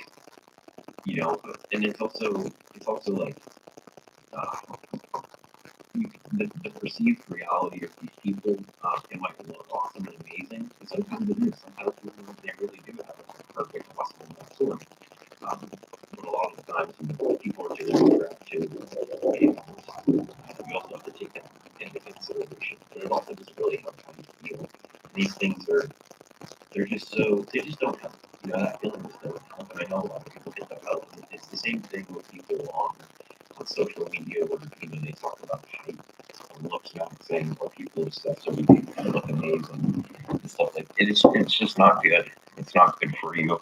And I know it's certainly not good for me. And I think that's just the worst thing. There are great things about social media.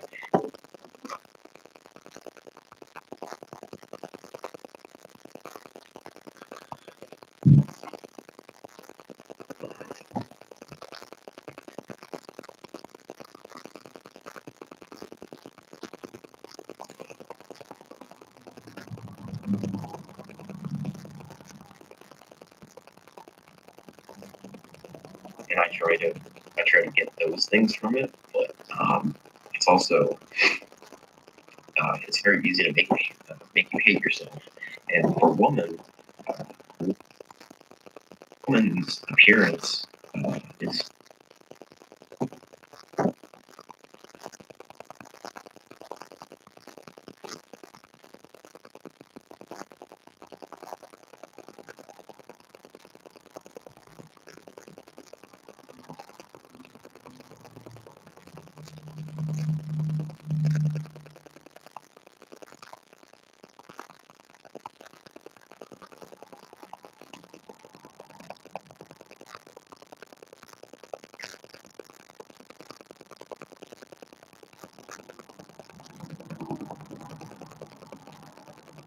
far more important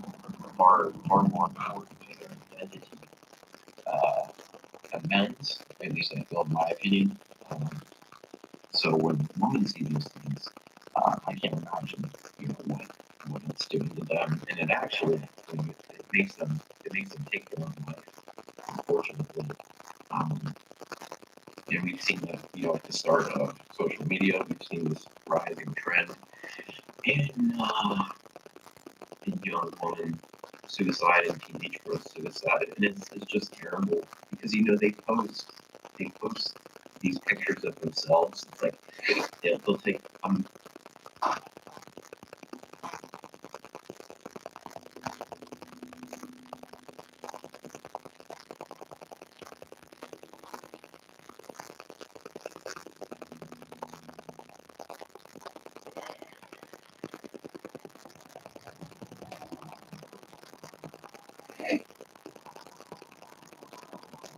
million photos of themselves in their June maybe 3 or 4 posts, and who knows, they put a filter on it, with a little bit of editing here and there, and it just makes them seem like they're not human. They're just perfect, to other girls. Like that's just what it seems like to them. And then a girl that's just sitting at home and she's never made that long.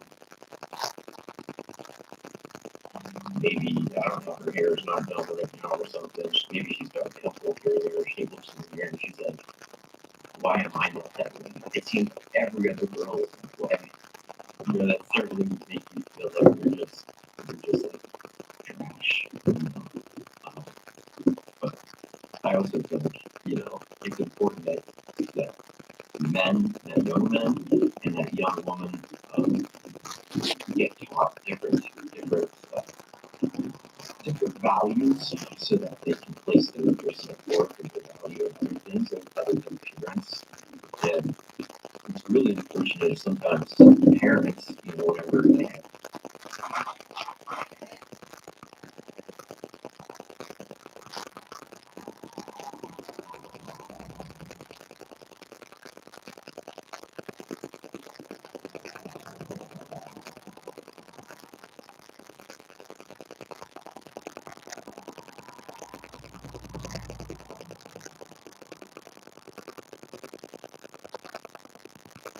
kids, they're still in that value system where they place all the value on themselves instead of appearance on what they're perceived by other people.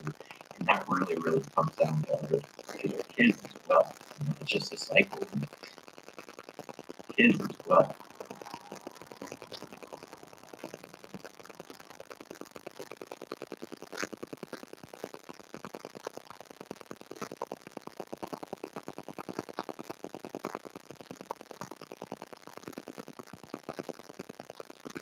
It's just a cycle. And it certainly is a value whenever you're young. I think it's always going to be a value. But I think as you get older, and this is something we can learn from older people, from the elderly, well, their appearance is deteriorated a bit, and if you're still deriving your value from your appearance, like life is going to be tough.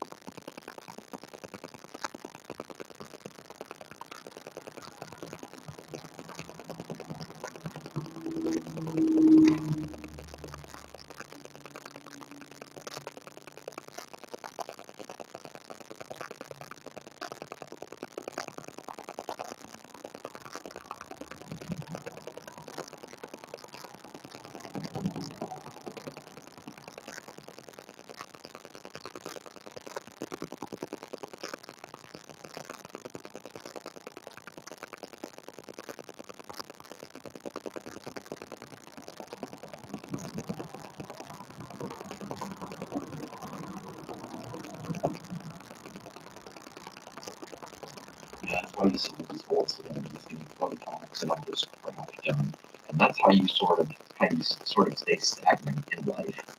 And I think it was the psychologist Eric Erickson.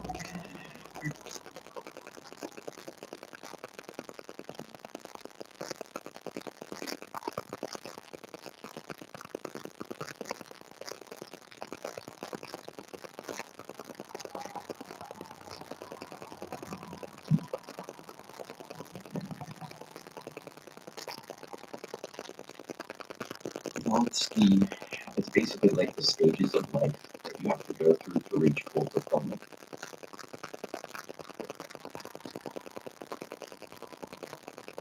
To reach full fulfillment. And at that point in your life, he came to the conclusion that you derive your value and your self-fulfillment from helping others.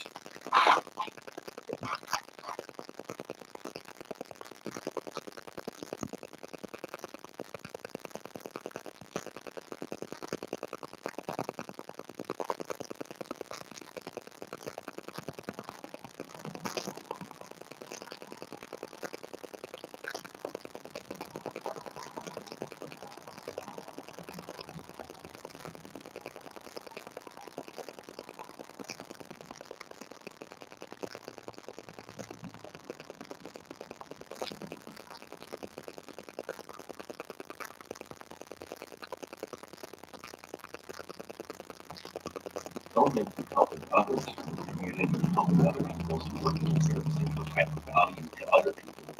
And I think that's a lesson we can learn from social media is that it is a trap and it's going to keep you at a certain value.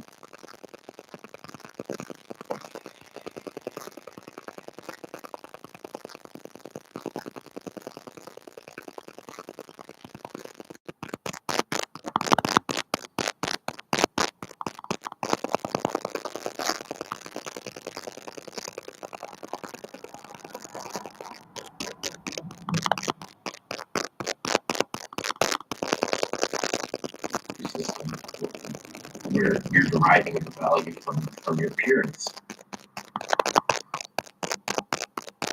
value to other people. And I think that's a lesson we can learn from social media. It's that it is a trap.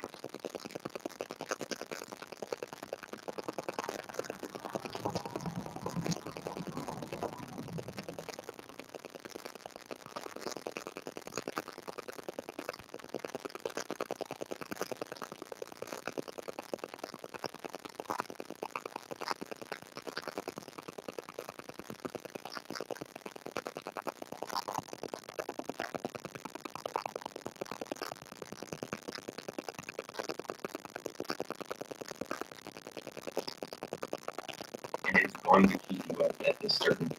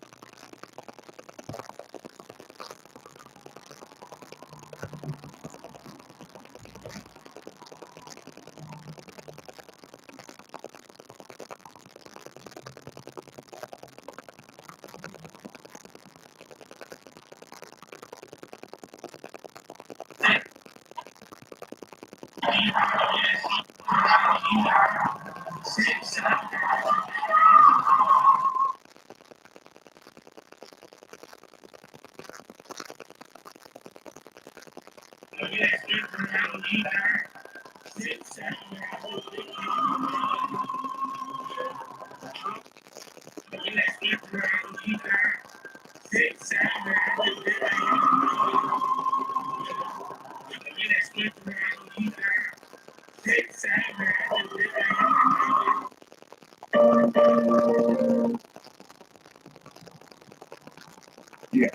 woman decides to get dirty, your clothes go all.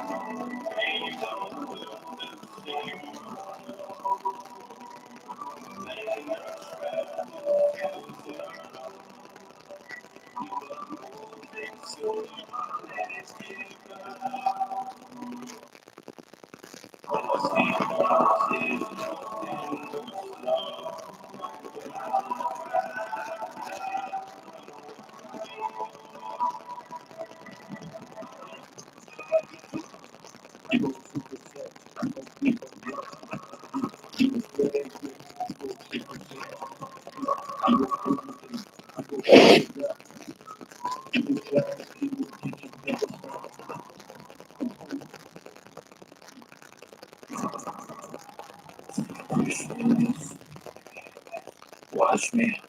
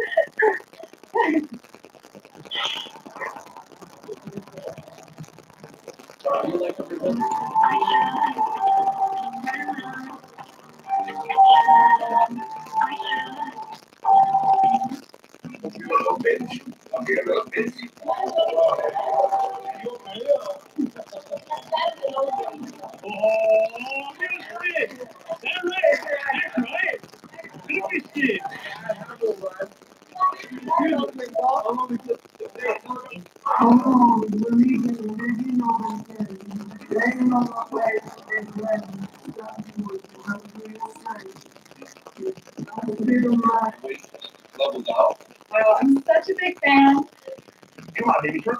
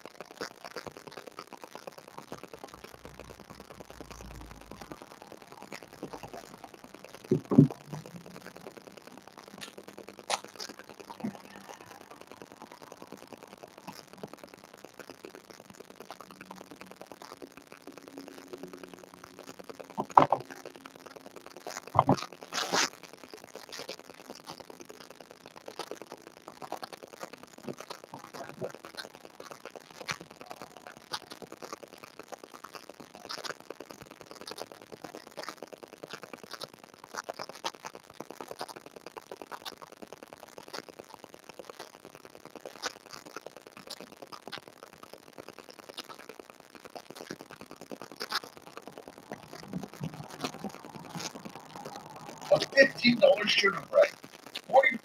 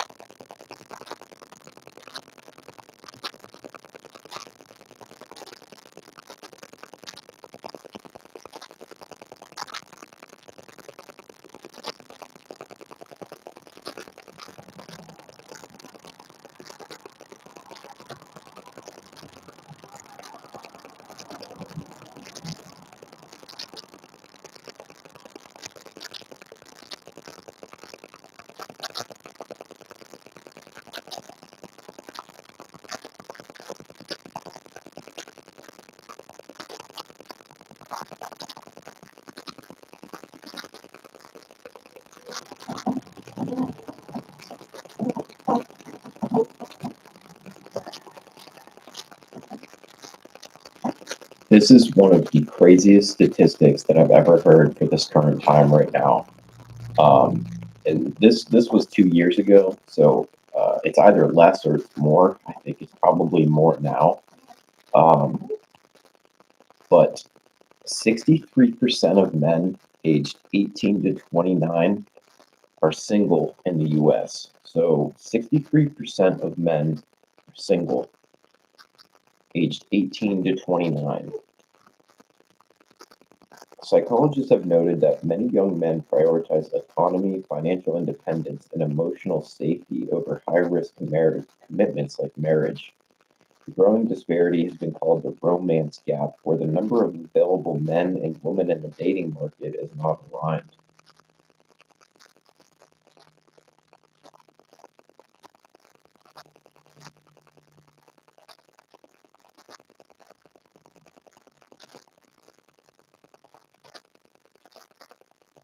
So if you're a guy currently right now, be honest with me, what is the reason that you don't want to get into a relationship or you haven't been in a relationship?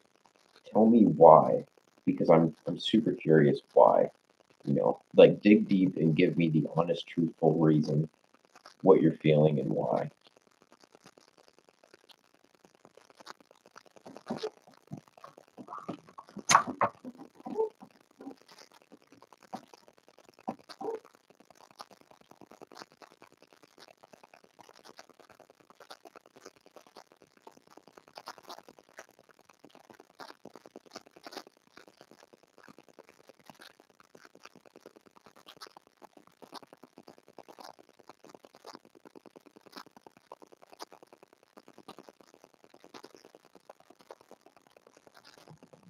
What up, bro?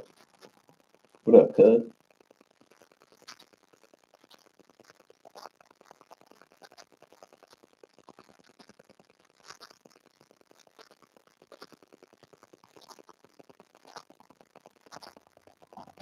What up, cuz? Yo, get on that car.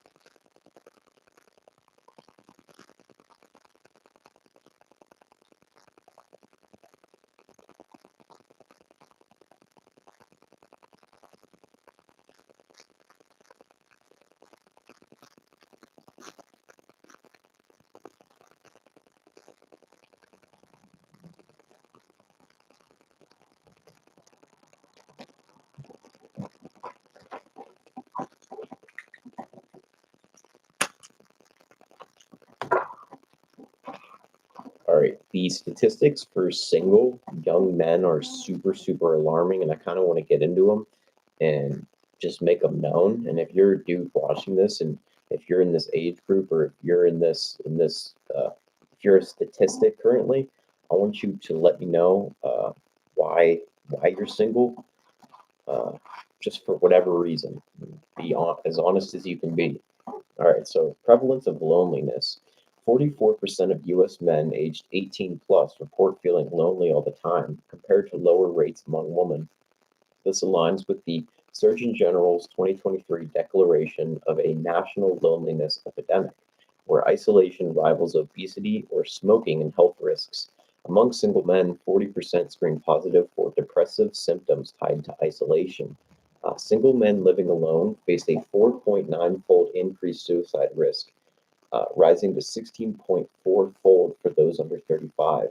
Loneliness here acts as both cause and effect, eroding emotional support networks.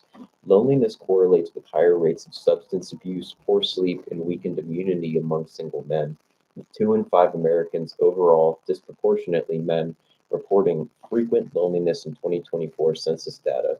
Young single men are also more likely to be friendless and sexually inactive, amplifying isolation. Depression and ideation. 44% of men report recent suicidal ideation. That's not good. Linked to loneliness and lack of partner support. For every 100,000 single men, suicide mortality is 5 times higher than for partner peers. Mental health distress is 2 to 3 times higher among isolated young men than women. Underreporting. Single men seek help less often, with only 40% accessing mental health services, despite 50% plus experiencing anxiety or depression symptoms. So, I mean, hearing those statistics, it's just so alarming that so many young men they just don't have somebody, they just don't have a romantic partner. And it's like, it's so important to have friends. Like, if you have friends, then that gives you a sense of community and belonging and an outlet. But, it's important too. I mean, you're still going to feel lonely if you don't have a girlfriend.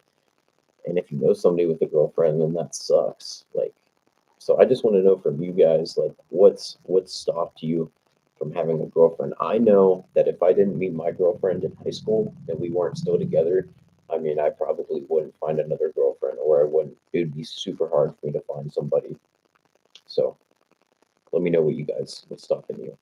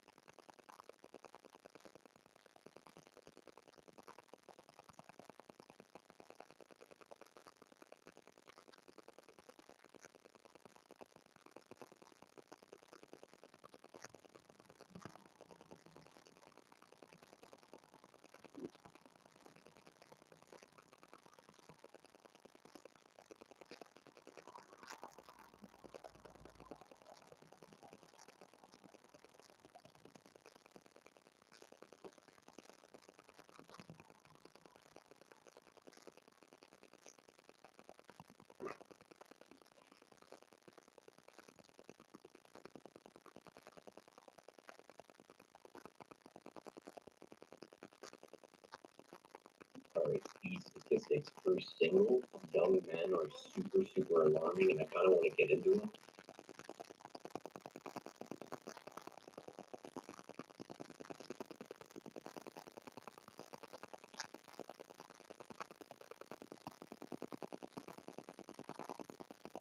These statistics first.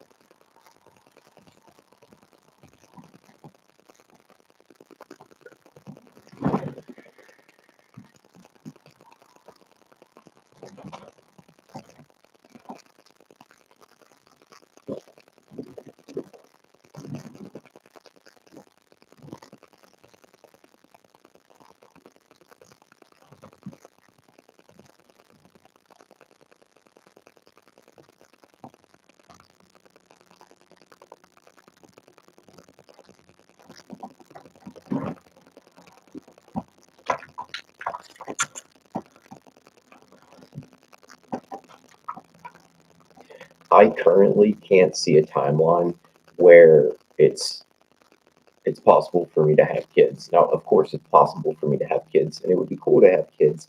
But currently, looking at life and like how much money you need to make, um, how many hours you need to spend, working, it's just like I think for me and for a lot of young people, I'm 20 right now, and I also think other people at my age, I just don't even. It doesn't even seem like a good idea. It doesn't. It just seems like I'd be miserable because to be honest, hell no, I don't want to work. I could care less about money. I would rather have my time. Um, I don't. I just don't want to be miserable. Like I genuinely don't want to be miserable. And I feel like if you have kids today, I just feel it just seems miserable, and it also just seems like it just totally deteriorates relationships. It just seems awful. Yeah, and I think that that's definitely why people are having kids later in life when they're more financially stable. Because like imagine having a kid, like when you're 20, in your 20s, you just got your job out of college or you're just working a job or whatever, I don't know, whatever job you have, and then you want to have kids, a kid. I mean, it just seems yeah, it just seems terrible to be honest with you. It just seems terrible. And like I don't want to have to make enough money to support a full family. I just don't. And I get it. Kids are like they're the greatest thing ever, and they take a lot and they take a lot of sacrifices and sometimes it really sucks and it does things to your life and they're I'm sure they give you a sense of super fulfillment, but it's like, bro, I don't see myself having a kid in my 20s. There's still so much stuff I want to do. There's still so much to be done. Um, I just don't want to have kids.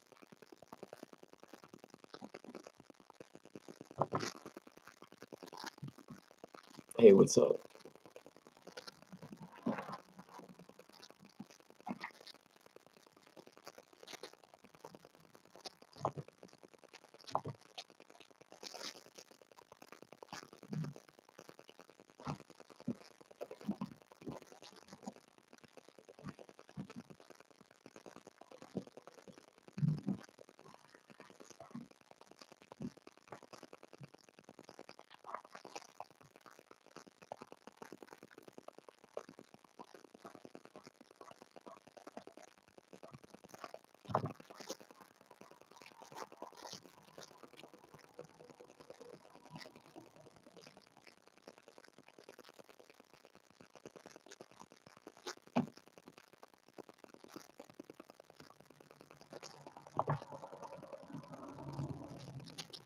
Yes, you go study, even though you don't want to at all.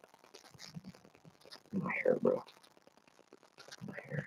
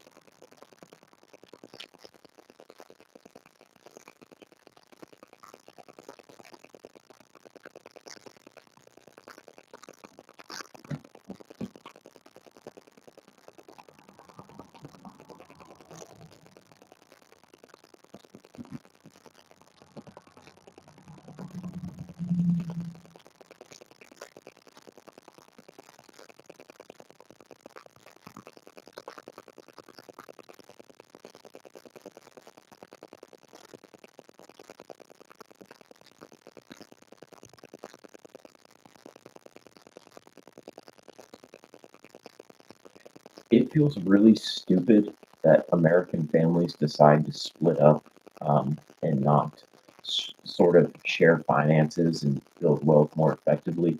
Indian families, from what I've noticed and what I've gathered, is that they tend to stick together in a household and they actually share finances and invest that money, which is very smart instead of splitting up and sort of, hoarding their resources and buying their house and getting their debt individually. They actually do it the smart way, and I'm just curious why the Western model doesn't do that. Why that just isn't something for us? Why we don't do that? It just seems stupid, you know.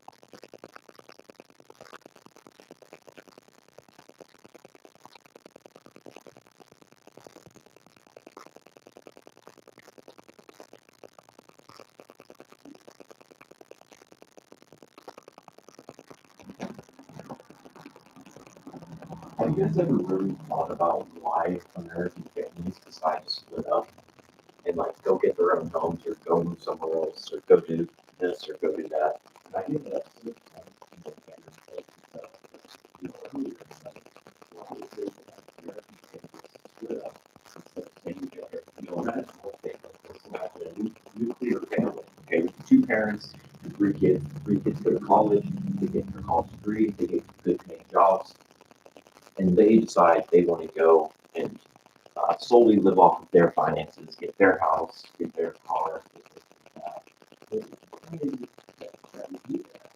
Why is it that families get together? Okay.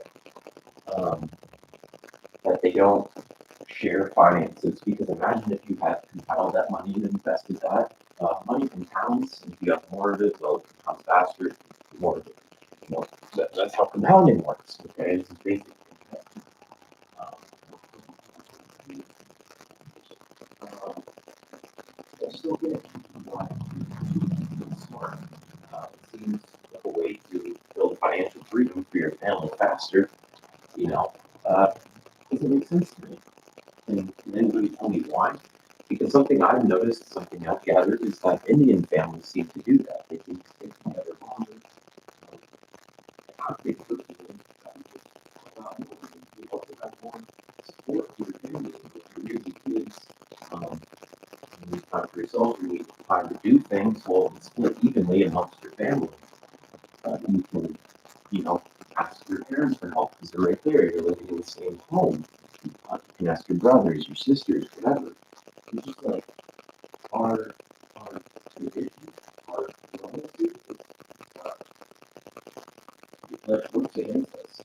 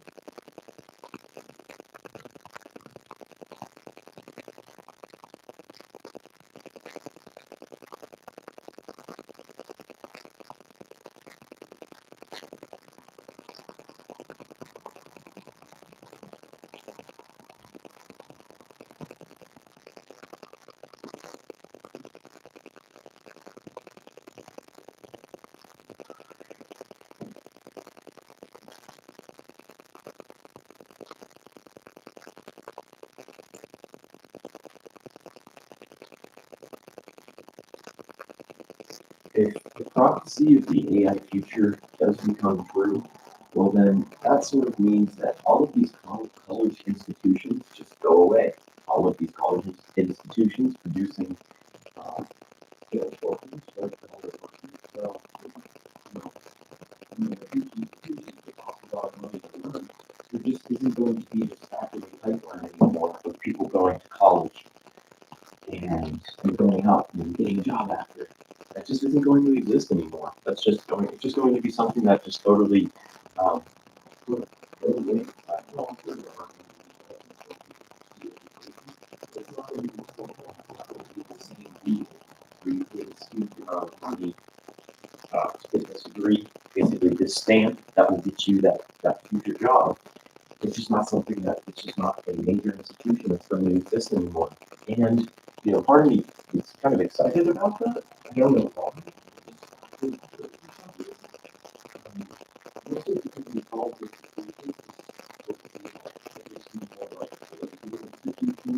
more like a joke, waste of money.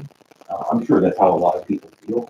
Spending money on this college, spending money on this college degree, you really only learn so much. When in fact you could get way more value if you spend your time doing things and pursuing mentors and teachers. Give them the money instead of student college institutions who waste money on classes that have no relevancy to your future career or your skill. But as I said, if the AI prophecy becomes true, well, we are creating something that is capable of doing anything that a human can possibly do, generate value, generate value other humans can't do so much as well as humans, human connection.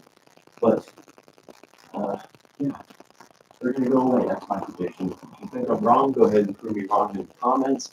But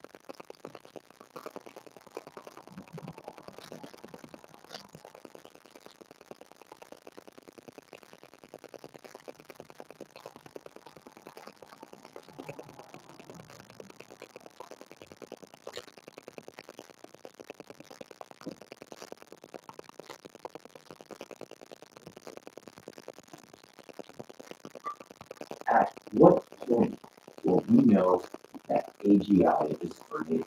And I don't mean the general public. I sort of mean the people making it. I have this image in my head of people, everybody, programmers, AI, sitting in this room all of a sudden, whoa, and they're just sitting there in disbelief. That's kind of how I imagine it. But I think I'm totally wrong because I just don't really actually know anything technical about making this stuff. But I'm gonna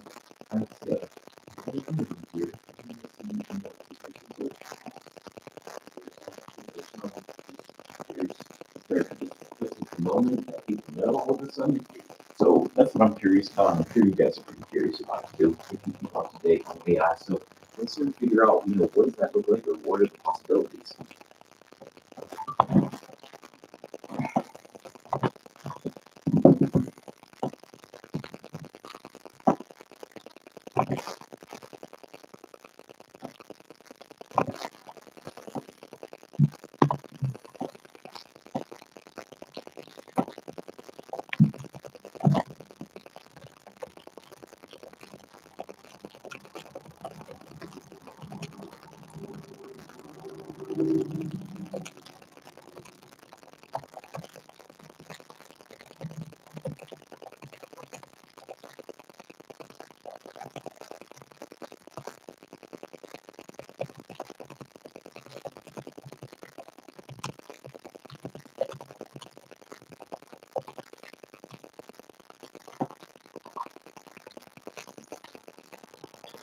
Okay, so I said, how will we know when AGI is created? What is the exact moment down to the detail look like for the person or people who make the discovery? Let's figure it out.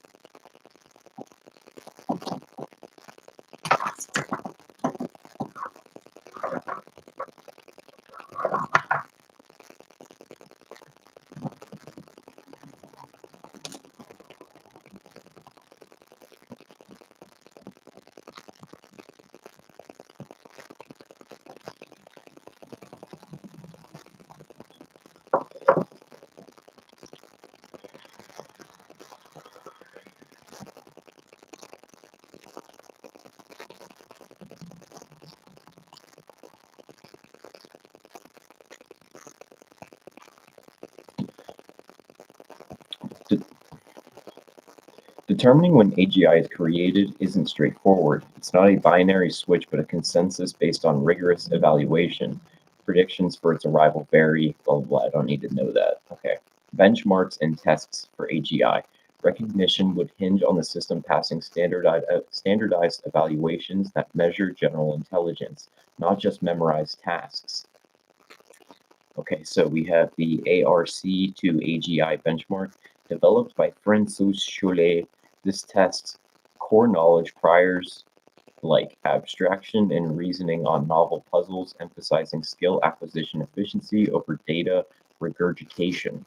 A system scoring 85% plus could signal AGI as it requires human-like adaptability without training on similar problems. Okay, so it's actually able to figure out things for itself instead of just regurgitating information. So, what I'm gathering from this is that I don't think it's going to be an exact moment. I think it's probably going to go through tests and tests and tests. But I do think, somebody looking at this, the person running these tests, or a bunch of people at once running these tests are going to think, oh my gosh, like it's here. A crowdsourced set of 2,500 challenging questions across domain, the Humanities Last Exam, HLE, a crowdsourced set of 2,500 challenging questions across domains, finalized in 2025, designed to probe for novel insights and reasoning. Passing this would indicate the ability to generate original knowledge, a hallmark of AGI. All right, and then we have real-world AI benchmarks from organizations like Turing. These evaluate AGI in practical scenarios, such as software engineering, data science, math, or medicine, and other evals stress self-improvement, like inventing new neural architectures or accelerating scientific discovery. So yeah, I guess if you can figure out something that we don't even know, like we can't even understand, but we accept it as the truth and it works, then that's probably thought experiments and holistic tests. Proposals like Luminova's AIs include creating child/adult AGI variants to simulate learning curves or assessing for conscious/self-awareness, though not all definitions require this. The Turing test is outdated as modern AIs pass conversational mimicry without true generality. The exact moment is speculative as AGI might emerge, I don't even know how to read that word, during training or testing, not as a dramatic switch flip, drawing from expert anecdotes. Yeah, so the scenario as it breaks down late at night in a secure data center, a team of 5 to 10 engineers and scientists monitors a massive training run on a supercluster model, perhaps a multimodal system integrating vision, language, and reasoning, has been iterating for weeks, fine-tuned on diverse data sets. Suddenly, during an evaluation phase, metrics spike. It aces ARC AGI puzzles it wasn't trained on, generates novel code for unsolved problems, or proposes a breakthrough in physics. The lead researcher, staring at dashboards showing real-time loss curve and benchmark scores, notices the system self-improving, autonomously refining its architecture or querying external tools without prompts. They run ad hoc tests, invent a new material for batteries, yields a viable simulation, solve this ethical dilemma, produces nuanced reasoning, heart rate rises, someone mutters, "This is it." The team pauses the run for safety checks, documents the parameters, and alerts leadership. It's not fireworks, more a quiet, awestruck realization amid coffee cups and code reviews, followed by weeks of verification before public disclosure. In some visions, it's quiet. The system quietly exceeds expectations or emerges from decentralized agents collaborating. If covert, the discoverers might first secure it, pondering implications like autonomy or global release. Ultimately, it's less cinematic than transformative, marking humanity's last invention before AI takes over innovation. This moment for these people, I'm sure this is what Oppenheimer felt when he saw that nuke go off, and he was like, "Holy crap! It's here! It works! This means so much to the. This is such a significant thing." Those people, they have so much responsibility at that moment to decide what happens with that. And I think programmers, I think the people who are working on this, they are intelligent people. You have to be intelligent to work on that, to work on stuff like this, to even have that qualification. And I think these people are going to be aware of just how important it is and just how careful they need to be with their next decision that they make. It's going to be very, very important, and it sort of has the fate of humanity in their hands, which is a pretty cool thought. That this team of people in this possibly likely scenario, they're going to have everything in their hands. Humanity's last true invention.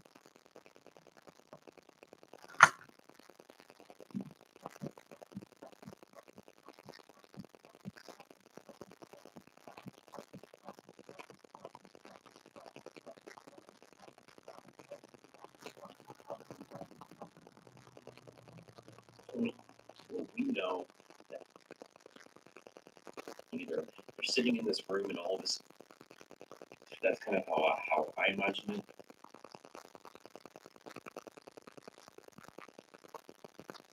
Possibilities. But how will we know an AGI? How will we know an AGI is created? What is the exact moment down to the detail of like the person from whom we make the discovery?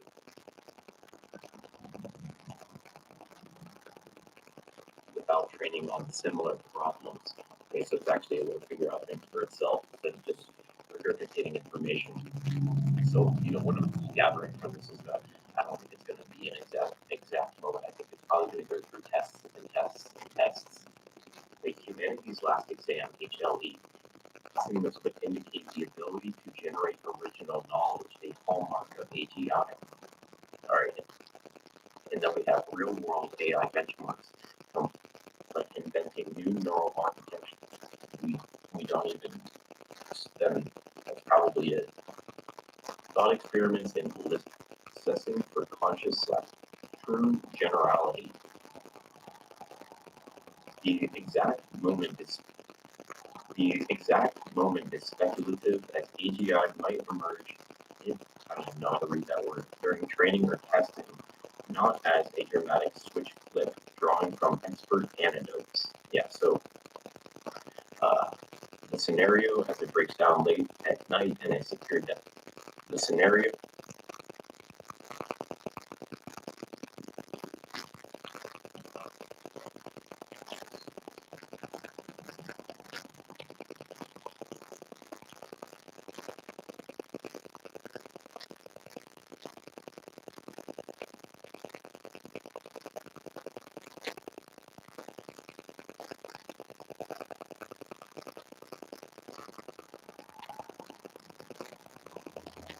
what point will we know that AGI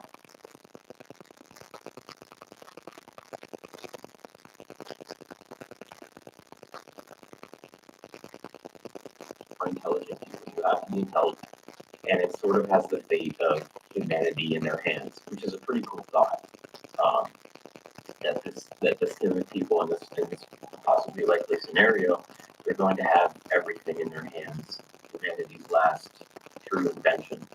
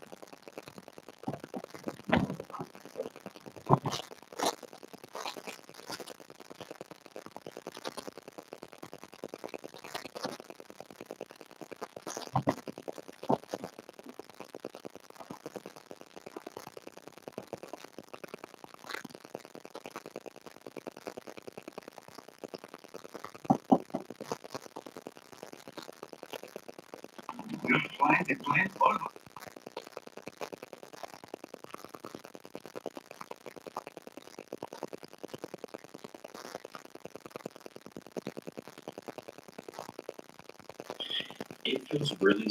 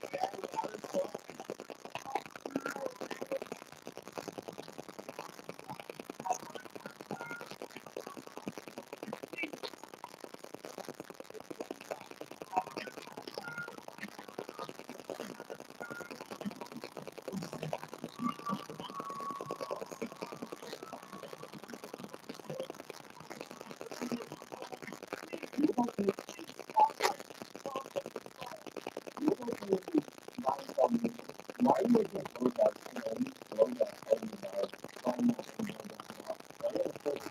You look at the guy that spends more money in food transfer to crypto than the money you get in crypto because maybe it's not. You look at how different that is like, you can have two days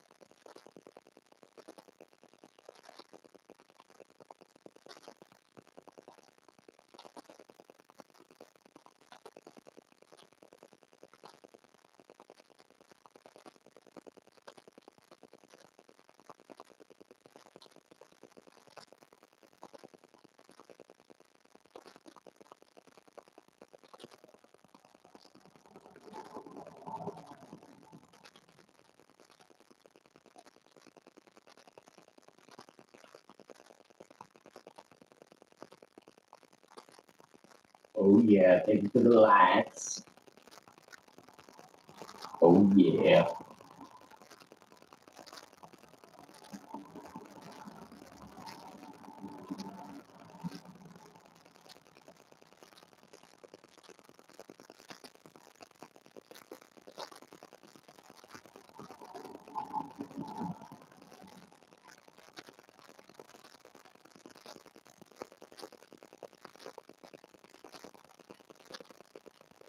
Ooh. I really should start a. I really need to get a webcam for the PlayStation. You know.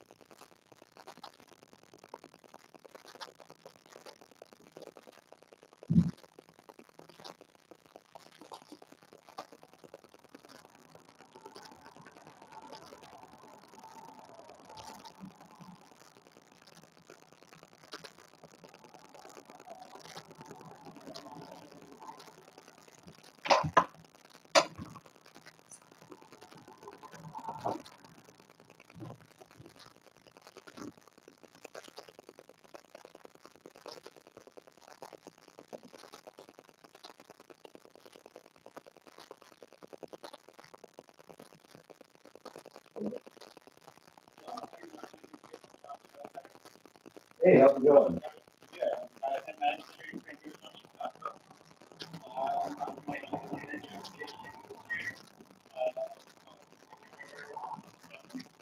Put it this way first. Looking at it, it looks like you want a full-time spot. Actually part-time. Okay, sounds good, because we only hire part-time. Okay. Now, the next question I have is, do you, Yes, I am speaking correctly. Yes.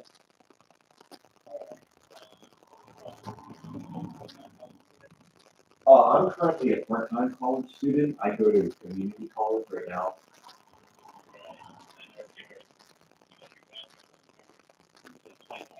Yeah, about around 2027. yeah, so you have some type of, certain schedule you need to follow? Yes, it changes semester to semester. So about every 3 to 4 months it would change, but I only have 2 semesters and then I have a 6-month period where I won't be in school, so it won't be changing then.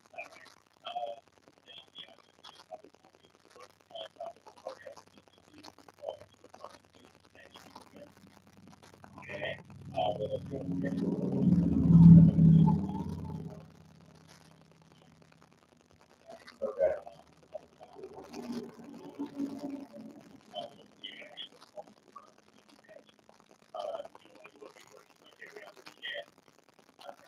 Okay, I understand.